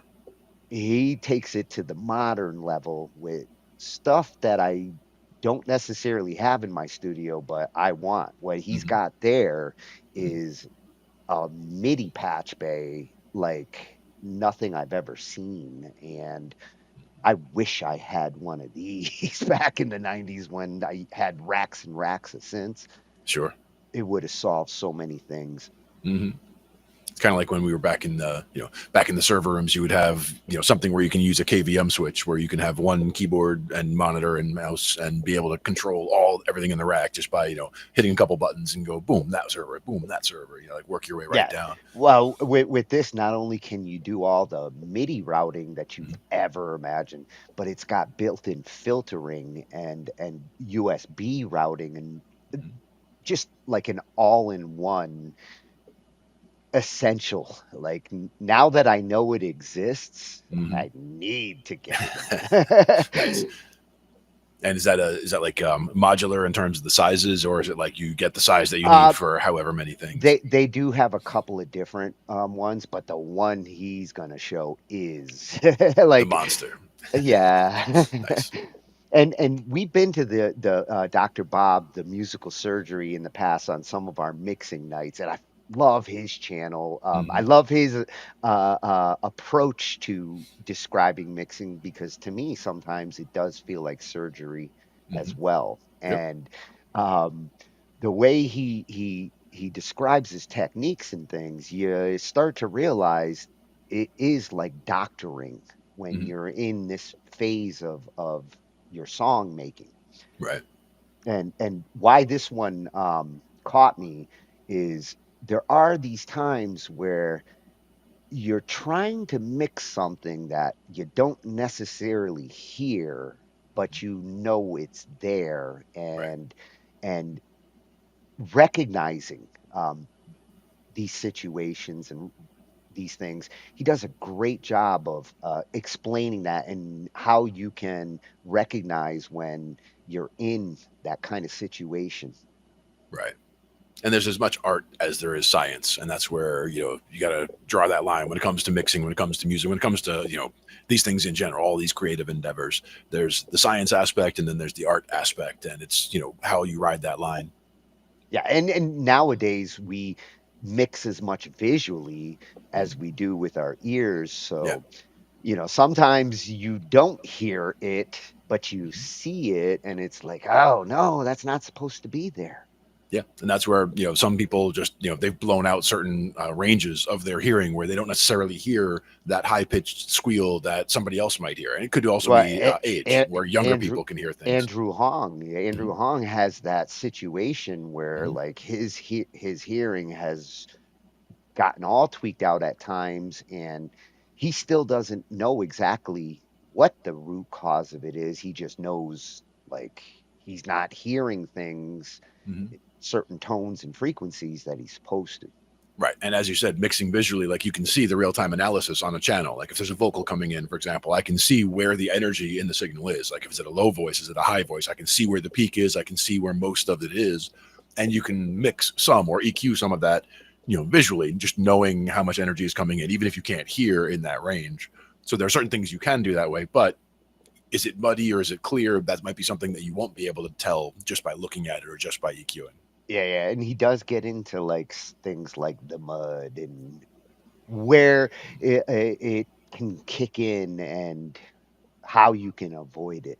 And even a room hum, things like that, or high-pitched squeals. There's all kinds of different things that can happen when you're trying to, look at certain recordings, and different ways to deal with them for sure. There's different ways that are more effective. You can use compressors, you can use gates. There's all kinds of things, but each has an appropriate use.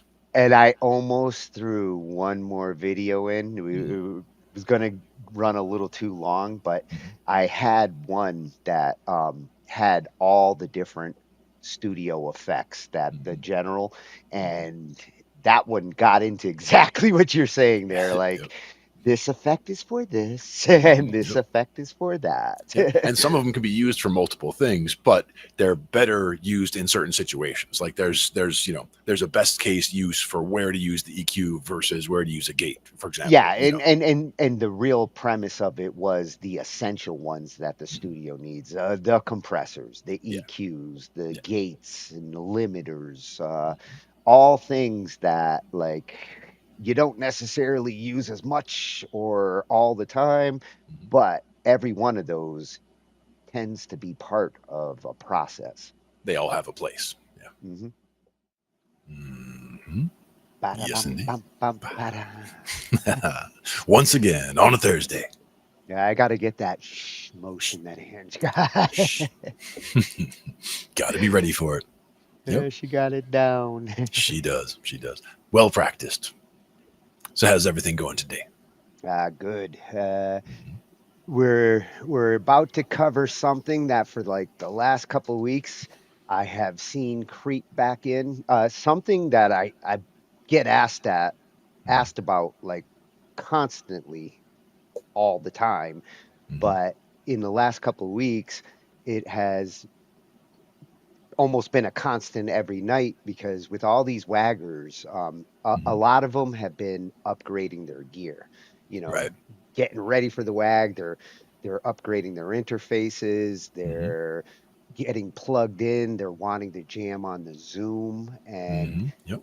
running into the typical problems that you would run into when Mhm.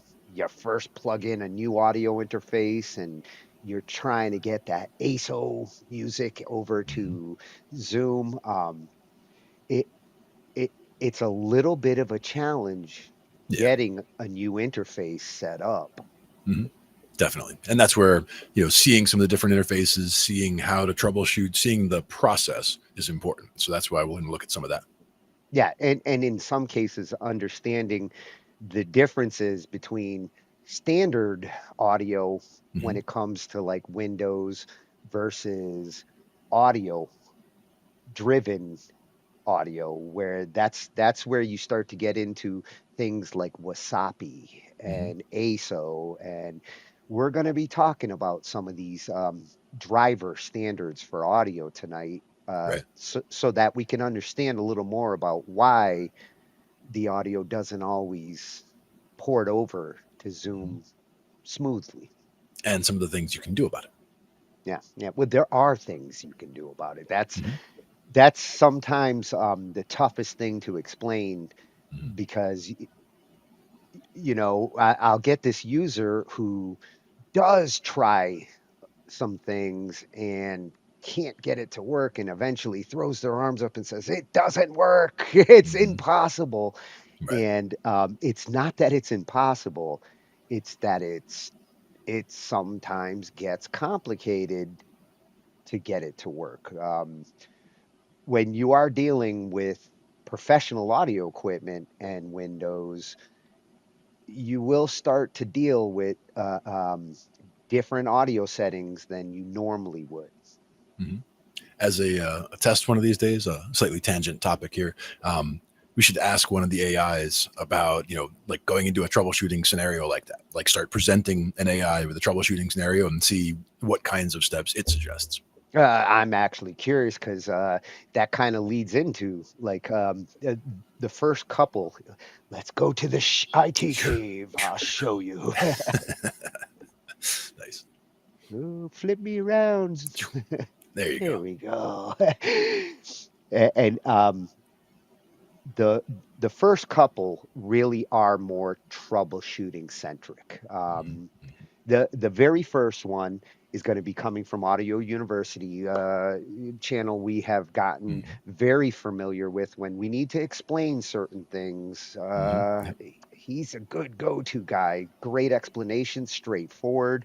Mhm. And to start, we're just going to take a quick look at audio interface setup for beginners. And I like his because he's using a Focusrite and Mhm. a very common one, Right. something that a lot of these guys that have been upgrading are also using. Sure. So it's very relevant to their interfaces and what they're doing. Mhm. And he just covers like the basic things that you need to do to get the interface up and running. Okay. Very And cool. then we're going to have some freshy channels because this is kind of a new topic for us. So some of these channels are new. And the Tech Baka, Mhm. uh, Right. with this one, it gives four possible things that could help. when you first plug that audio interface in, and a lot of times you might get a little bit of crackling, popping, weird noises that you don't want to have in your music, and in some cases you just don't want to have at all. It's annoying. Right. And this one has four suggestions that are really good to know, especially with Windows, whether it's Windows 10 or 11. There's slight differences with the sound settings in Windows 11, but for the most part, everything they talk about here is relevant to both. Nice. And I brought this one in because sound speeds, he takes a different approach to troubleshooting this kind of problem, one that actually I would do. Like, when you're troubleshooting and you, the best way to troubleshoot is to isolate. Isolate Yep. as much as you can to narrow in on where potential problems are happening. Isolate and simplify. Yep.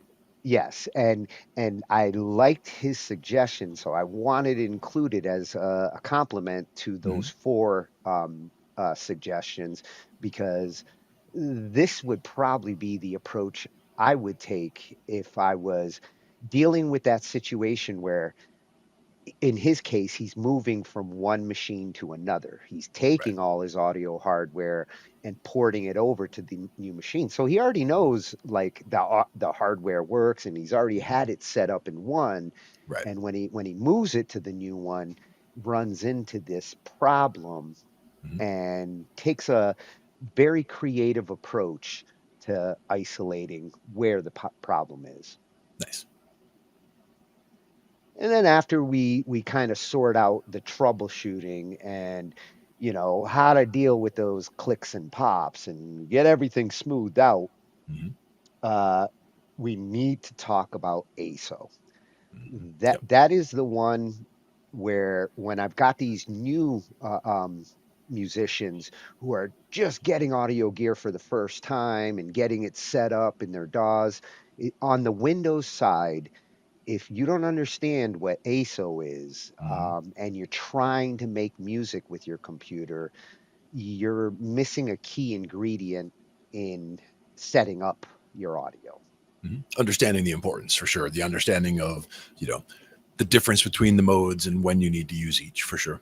Yeah, yeah, and that one's going to be coming from Zane over at Audio Tech TV, another one that become a go-to for me when I need to explain these complicated things in the Yeah. easiest way. Absolutely.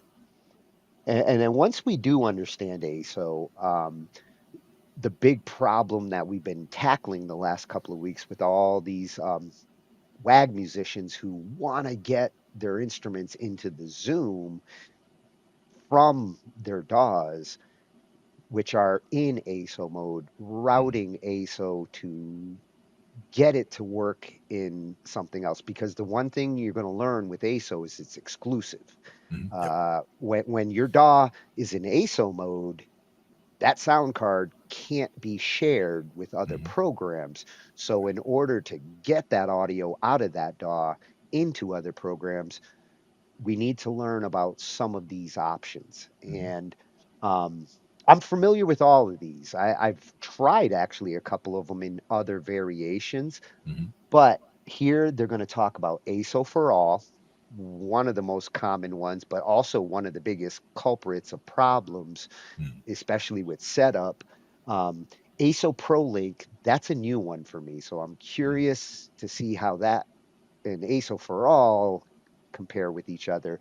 And the last one is BB Audio Matrix. Right. And the VB cables, we are familiar with that. We Right. actually Right. covered that on another night. Um, Looks like they now have this new program tied to the VB cables called Audio Matrix. So haven't gotten to check that out yet. So that's a nice way to see where VB cables is going, because that's one of the better choices. For sure. Yeah, and Eric Taylor is going to be giving us that one freshy. Nice. And to just kind of piggyback off of those choices.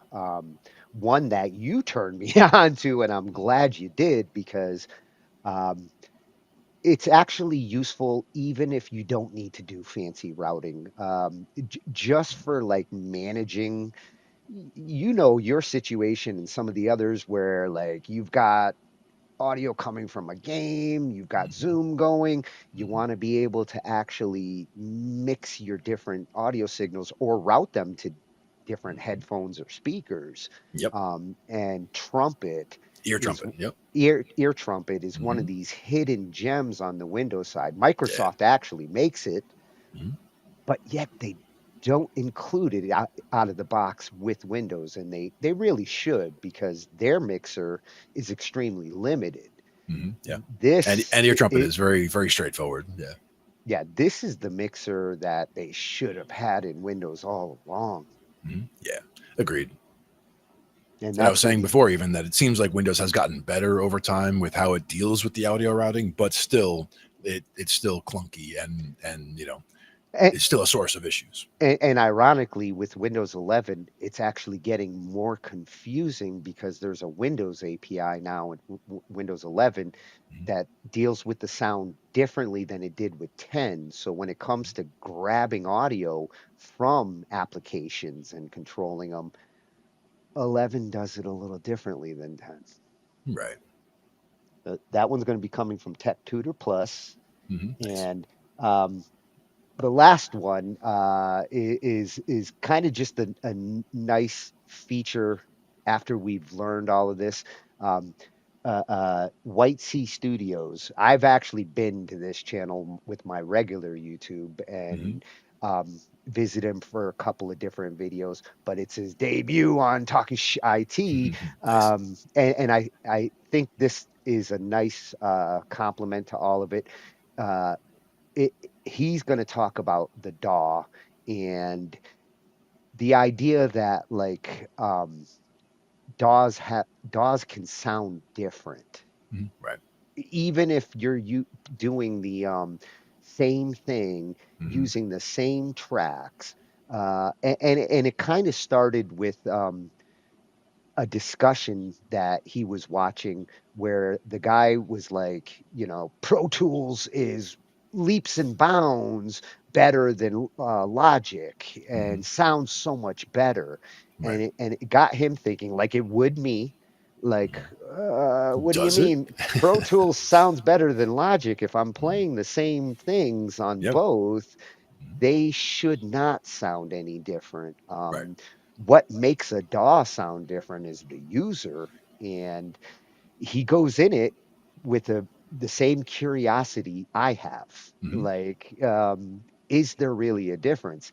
And Hmm. he's going to test it to see if different DAWs actually do sound different with apples and apples. And for me, that's the question: is if it's apples and apples, but if you do the difference of you're using each DAW's built-in channel strip, for example. So the reverb you're using and different aspects of the sound, the EQ. You might not be using the exact same VST in each DAW, but you're using the built-in what they have and seeing how the differences are there, or the built-in mastering, things like that. Like using some aspects of the DAW to see how they affect the overall output sound. Yeah, what I'm curious is at its simplest in his test, Hmm. if we're talking stems Hmm. and Yep. no effects being done on either side of the DAWs, these are Right. just raw stems, there should be no difference Hmm. there. Once you start implementing mixing where you're utilizing different plugins because different DAWs might have different EQs and approaches, Sure. there's a potential for some differences. But if you were to use the same plugins, same settings on both, Right. it, is there and should there be a difference? Right. And that's, again, the question to me also comes down to, are both DAWs set to the exact same output settings? Because there's, differing configurations of what you're going to get in an output file from somewhere. Yeah. And we are like scientists. We like control subjects and Yes. and things to actually be apples and apples. That's right. No offense, Windows. And starting simple, starting at the simplest test and then building the test from there and saying, okay, like we saw that this is the same, so now let's build up from there to one level and see, what's next. Yeah, yeah. So he's going to be doing that kind of testing, which I feel is a nice complement to the troubleshooting Mhm. tests that we're going to talk about in the beginning here. Very good. IT, IT, IT. Every Thursday night, just like that. Oh, and it's going to be highly educational tonight. Yes. I think we're going to synthesize some good stuff tonight. Yes, I'm surprised we've never covered this before because it's one of my favorite topics next to piano night. That's right. And we're going to get to sheet music night one day too. Yeah, and when it comes to synthesizers, there's a couple of different kinds. So I really did want to cover this. I've been building up towards it, throughout the year, Mhm. and I love that I didn't have to really hunt for what I was looking for tonight. This is one of those topics where you go down the YouTube, and we now have some freshy channels that are synth driven, which is awesome. Yeah. We're going to look at a little bit of gear. We're going to Mhm. learn about what a synthesizer really is, the history of it. And I feel this is one of the most important modern instruments. Mhm. You know, One of the most it- versatile for sure. yeah, because like you look at the history of instruments, and most of them, the sound they make and what they do, it's based on physical design and, you know, how the instrument is built. The synthesizer is an interesting one because it's not a physical thing per se, although there is some physical aspects to it. Mhm. The way that it actually constructs sound, it does have some physical characteristics, but Mhm. it's capable of sounding like practically anything. And that's the thing is there's so much, art and science involved, and you don't have to know all the science to make the art. But at the same time, if you appreciate both, it really does kind of stand out. Because even when we talked about those early keyboards that we had, like the CZ1, something where you can really edit the waveforms and you can start with a square or a sawtooth or whatever and really build an entire sound out starting from there and make it sound like anything from a helicopter sound to a trumpet to whatever. Like you can get the kind of sound you're looking for just by tweaking a little this way and a little that way with all the different parameters. Yeah, yeah. What I like about it is it actually can involve programming. Mhm. You can sculpt and shape your sound in a way that like a programmer would with an Mhm. instrument. Yep. And it makes it very predictable output. Like when I do things just like this, these are the results that I get, and you can redo it very easily, time and time again. Yeah, and I do feel like it changed the landscape of music when it came into the picture. We really started to see music evolve. You couldn't have Pink Floyd Yeah. without the synthesizer. Yeah. And I mean, even in the early days, the prepared piano, I mean, they had all kinds of things that, made them, whether it was experimental or cutting edge or whatever you want to call it, but something, let's say outside the box, right? I mean, they definitely had some stuff going on there where synthesizers were definitely key. Yeah, and what I found interesting as I was hunting for this, its history actually goes further back than I thought. Like we're gonna see in our we'll go to the IT cave and we'll see what we're talking about here. There it is. And what we're gonna start with is the history of synthesizers because I really was curious as to where did it begin. And Andy Whitmore Mhm. did a fantastic job. Again, I didn't have shortages of videos that I wanted to go to for this, Mhm. but this one has a nice complete history to it, and it's not an hour long. So Yeah. um, he's going to cover the complete history of synthesizers, how synths change music forever. Completely agree there. Nice. And then we're going to take a quick look at the differences between a synthesizer and a sampler. And, I think a lot of people um, sometimes associate the two together, Mhm. but there are differences. There is a form of synthesis that incorporates sampling along with waveform editing to do things, but synthesis and sampling are two different beasts. Mhm. Yeah. And I mean, one is kind of more copycat and one is kind of more from the ground up reproduction, right? yeah, yeah, and Studio Pros Freshy channel, Mhm. awesome. Again, I had a couple of different videos that I could have chose here. Oh, yeah. This one did the best job of explaining those differences. Hmm. Nice. And then once we know those differences, we've got to learn the different types of synthesis that are available. Mhm. And for the most part, there's four that are important to understand. Sounds good. Love the name of the channel. Uh, Nice. does a good job of explaining this. Hmm. I like it. Yeah, every type of synthesizer explained. There's a few that are could be mentioned, but the the newer types of synthesis still rely on these base types of synthesis. Sure. Like subcategories almost. Yep. And then we're going to have a twofer here with Dr. Mix. Hmm.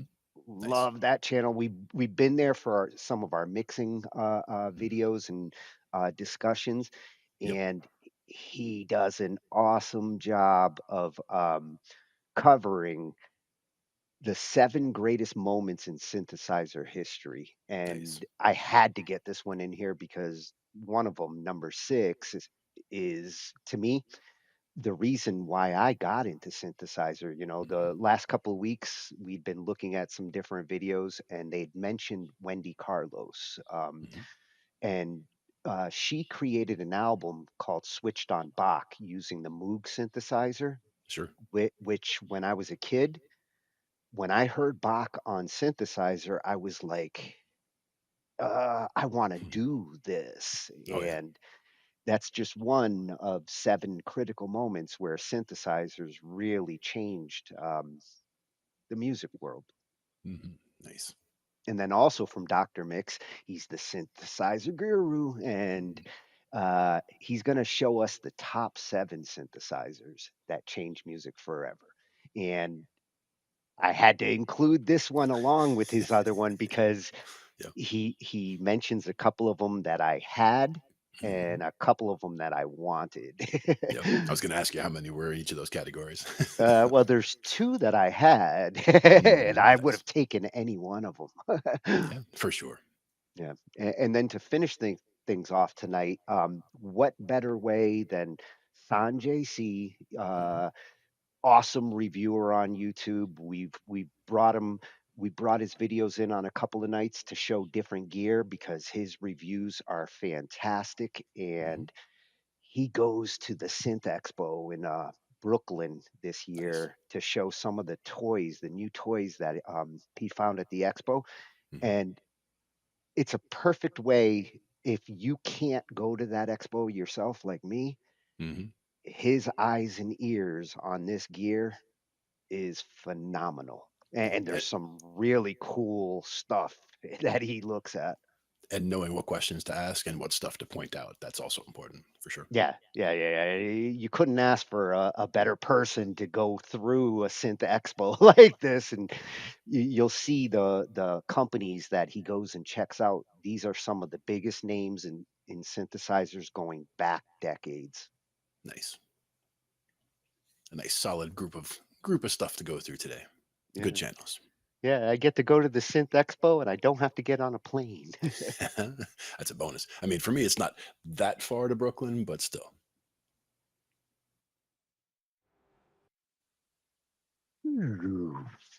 Bam. Just like that. We're gonna have fun tonight. We got a full list of some interesting stuff that I know is right up your alley. Oh, yeah. I love some video games, that's for sure. And what's going to be interesting about this, because we did have a game night earlier in the year, but it really was just more on like the PC side of gaming. Um, Tonight we're going to be focusing more on consoles, Nice. Very but nice. specifically a new console that feels like a gaming PC, which is why I kind of had to cover this, because the last couple of weeks, there's been a lot of noise out there about Valve and Steam and how they are going to kind of like course correct where consoles are right now. The Steam machine. Yeah, yeah.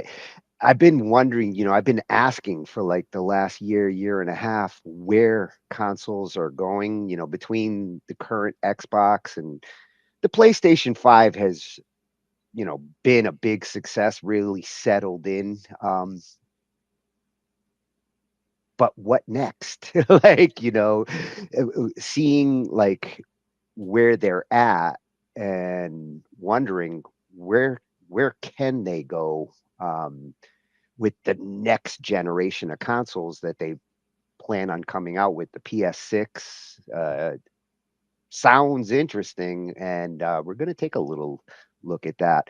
But Xbox was the one that I was starting to wonder, where do they go from where they were at? And I think Valve might have kind of made Microsoft like rethink and lit a fire under their ass. At this point, Microsoft's gonna have to rethink their console strategy a little bit. Yeah, and that's the thing is I was I was all in on the consoles for many years. I mean, from PlayStation 1, PlayStation 2, PlayStation 3. I did only have one Xbox over the years, and that was the 360. So that's when I jumped in on that side. But at that point, I had the Xbox and the PlayStation, and it was doing a lot of both games as well as PC games. At this point, I haven't used the consoles in a while, and I've just been doing everything on the computer. But also, I have we talked recently about doing a Raspberry Pi for like an arcade emulation machine, and I've done that as well. So I have I have a small Raspberry Pi that has all the old consoles and things on it. So if I have that retro, um, you know want to go look at some retro games or whatever, I can just go hit that up for elevator action, for example. Like go hit that Yeah, up yeah. on Now you the got Raspberry the Pi. space to store it. I do, because I just got myself a new drive. So I just got, upgraded my storage. I only had 1 terabyte in the machine when I got it because I knew I was going to upgrade storage anyway. But it's a fast drive that was in there. So left it there and just went and got myself another 24 terabytes and dropped it in. So that'll be nice. Yeah, Be able to put for some. what'd you say, about $250? That's Yeah, a sweet spot for us.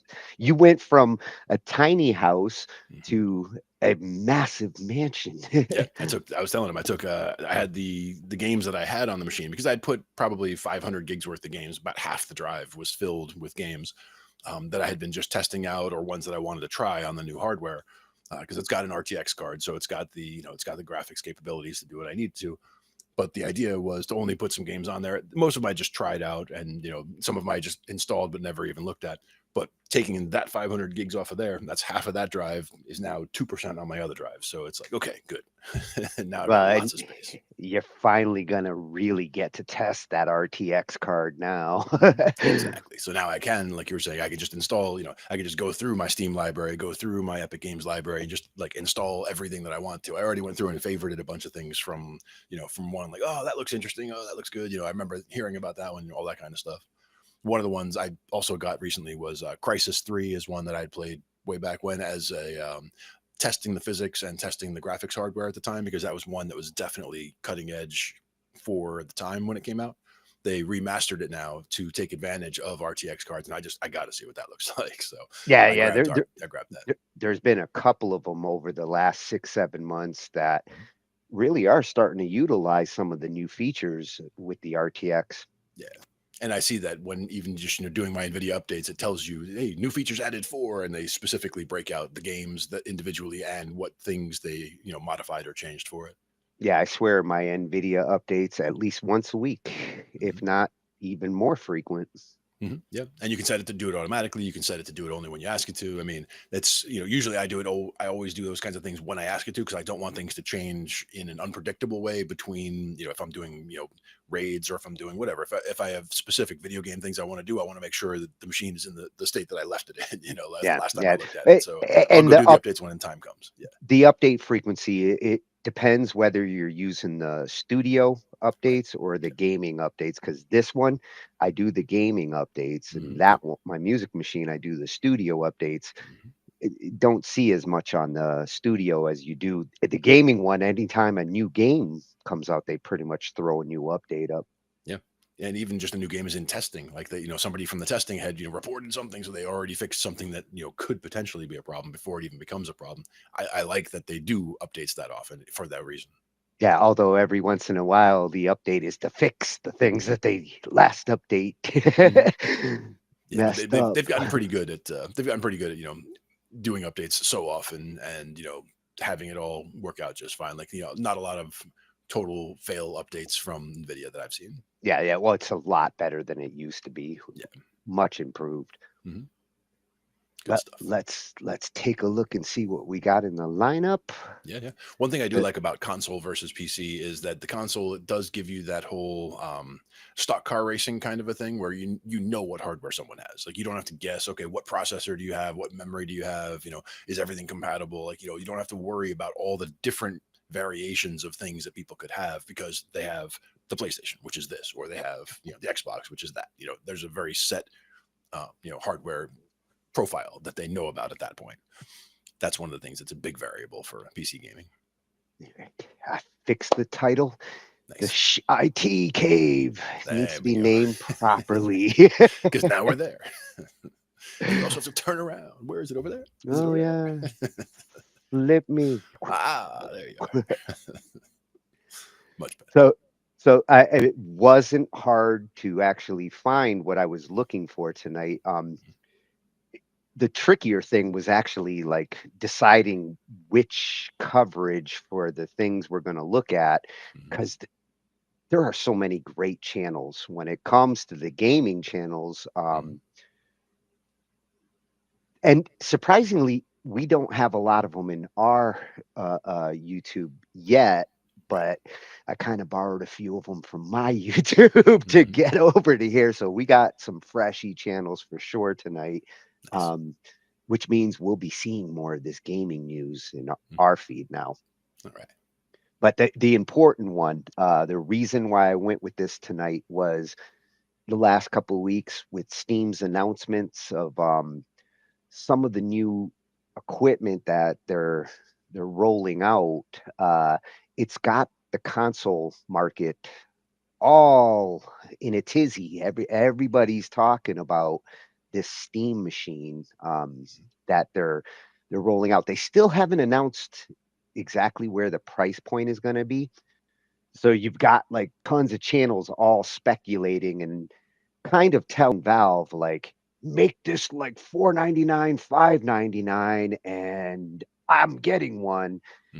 Make it $9.99, and a lot of them are like, nope. You're gonna have a tough time competing with a cheaper PlayStation 6, which I hope Valve is listening there. Obviously, given the specs that I've heard on what's gonna be in the machine, they do have to price it reasonably to at least make somewhat of a profit. I don't think that they're going to do like, Microsoft and Sony did in the past and take a loss to get the consoles out there. That would be a little unrealistic. But if they can keep it in the $700 range or lower, the fact that so many gaming channels are all excited about it and want to get their hands on it, that price point is going to be the thing that will bring mass adoption for them. Yeah.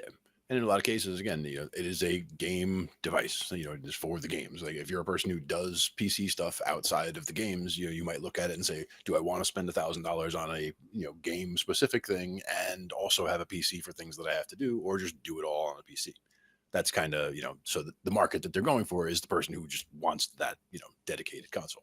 Yeah, and considering what Steam brings to the console table, part of that market, I think they're trying to give some of those people who do want to have a Windows machine but don't necessarily want a Windows machine. Right. They want it for gaming. They just don't want to deal with the complexities of a simple Windows machine. You can run Windows on this thing, and I think that's going to be a big deal for some of the gamers. And the ones who like you tend to play PC games where you need a keyboard, the use of a mouse for certain games, that's a big deal. Whereas the console games tend to cater, to a different type of gamer. Yeah, I I think always change keybinds in almost any game I do, just because I'll see how it's set up. But I mean, I have pretty big hands, so like the way things are set up a lot of times is too crunched. So like I'll spread things out, or change keybinds to just make it so that it makes sense for me. yeah. Hopefully, if Valve gets this right, they'll offer the best of both worlds. The gamers who really want those PC style games, be able to use PC style controls, it'll be available to them. And the ones who want that console convenience, plug and play, ready to go, if they can balance that properly, it does open up a real competitor between the Xbox, PlayStation consoles. Yeah, absolutely. And I don't even know what Nintendo is going to be like thinking at this point, but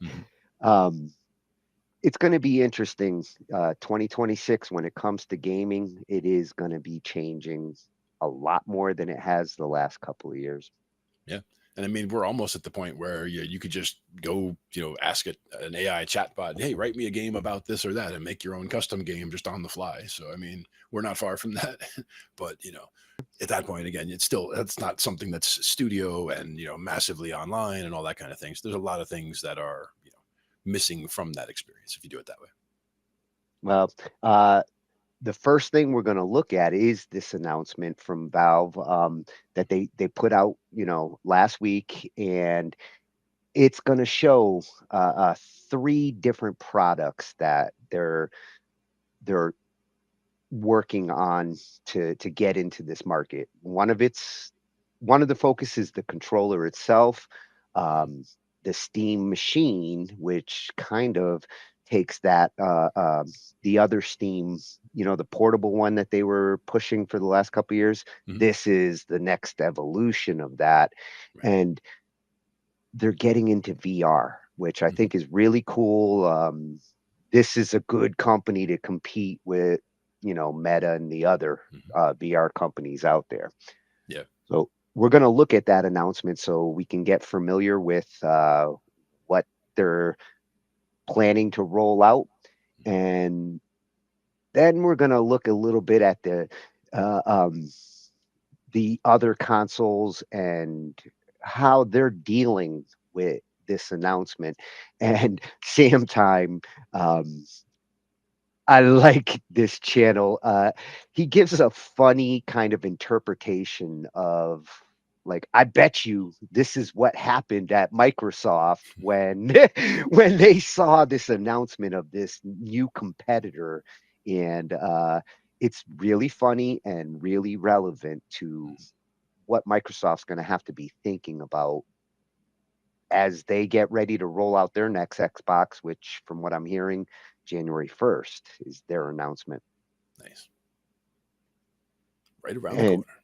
Then another freshy channel for us, but he's not just a guitarist, he's also a gamer. And Colt Eastwood, he's going to get more into the comparison with the Xbox, the approach that they're going to be taking in the future, which is real interesting. I think Microsoft isn't just sitting on their laurels to deal with this.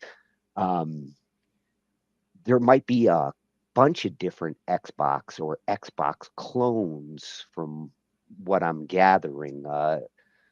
Looks like they might be opening up the ecosystem to different hardware vendors. So if you see an Asus Xbox next year, don't be surprised. There you go. Yep.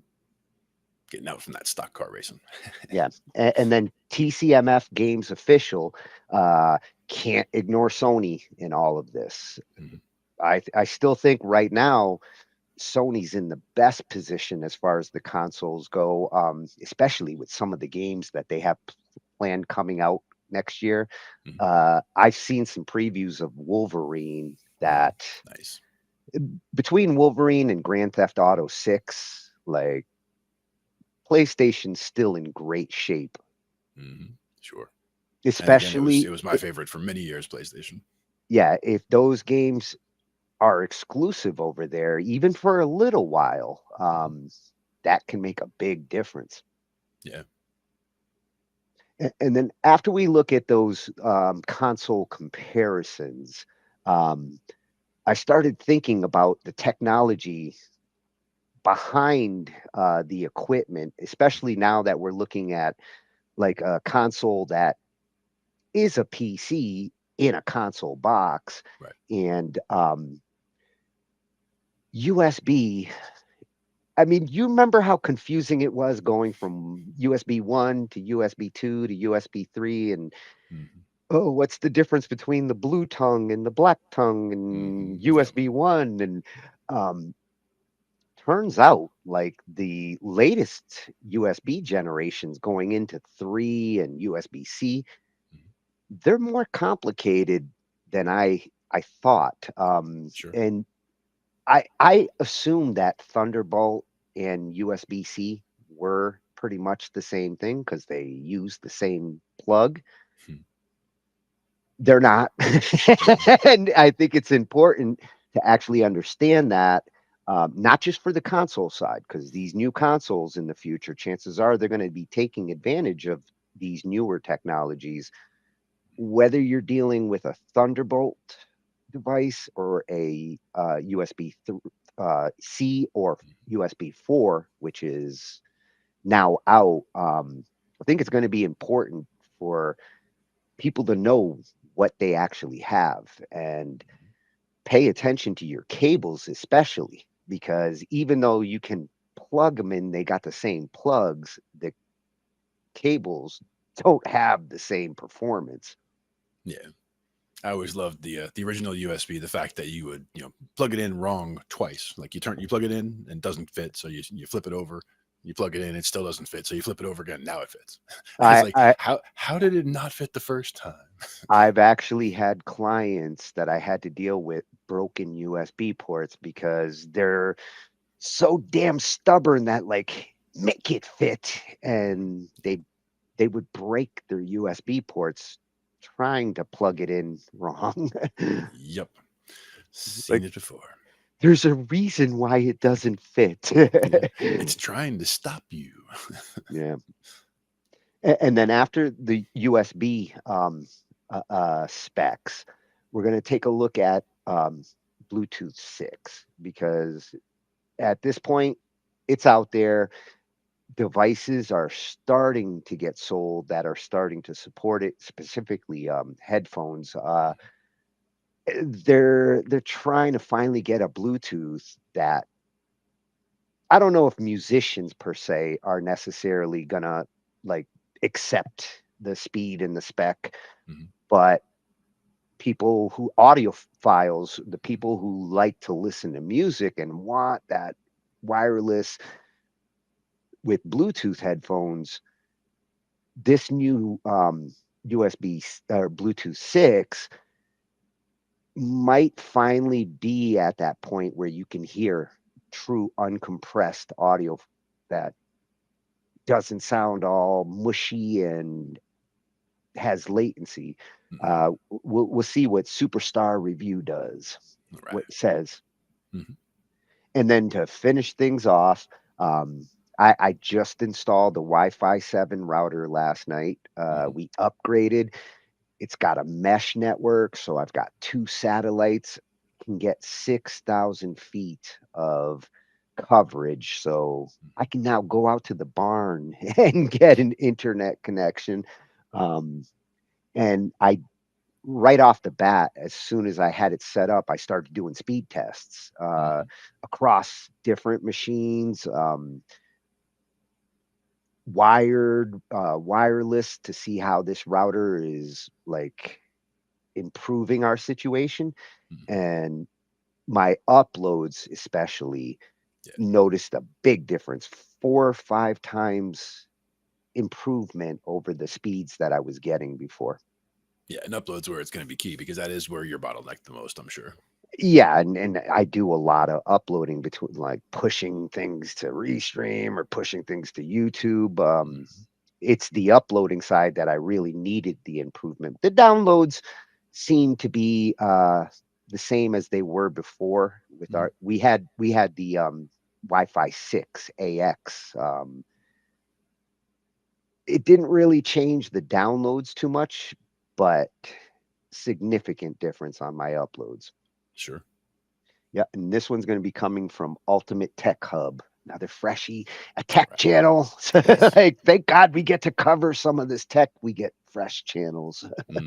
Gotta love it. Get some good feeds in there. And I did have 2 videos at first for the Wi-Fi 7. One that was specifically to explain, the specs of it. But I chose this one instead because not only does he explain the same things that the other one did, but he does a good job of saying proceed with caution with Wi-Fi 7, because there are some obstacles to overcome. So before you go running out and grabbing a $500 Wi-Fi 7 router, you should take a look at this. Yep. Nice. And nobody talks about it, but we will. Right. Good plan. Yeah. We cover digital audio workstations and music tools. We explore theory, gear, and 82.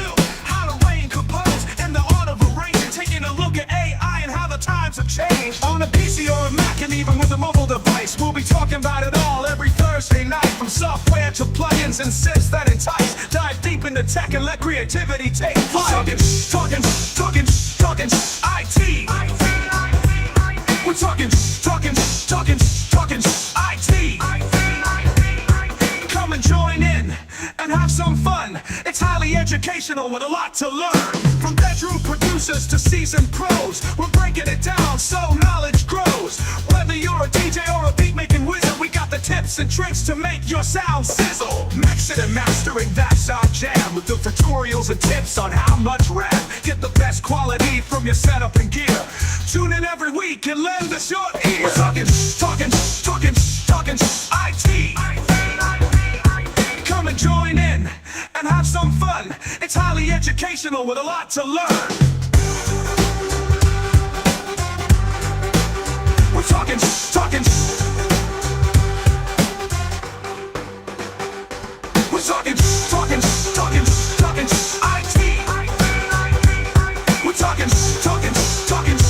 IT. Every Thursday night on Angified.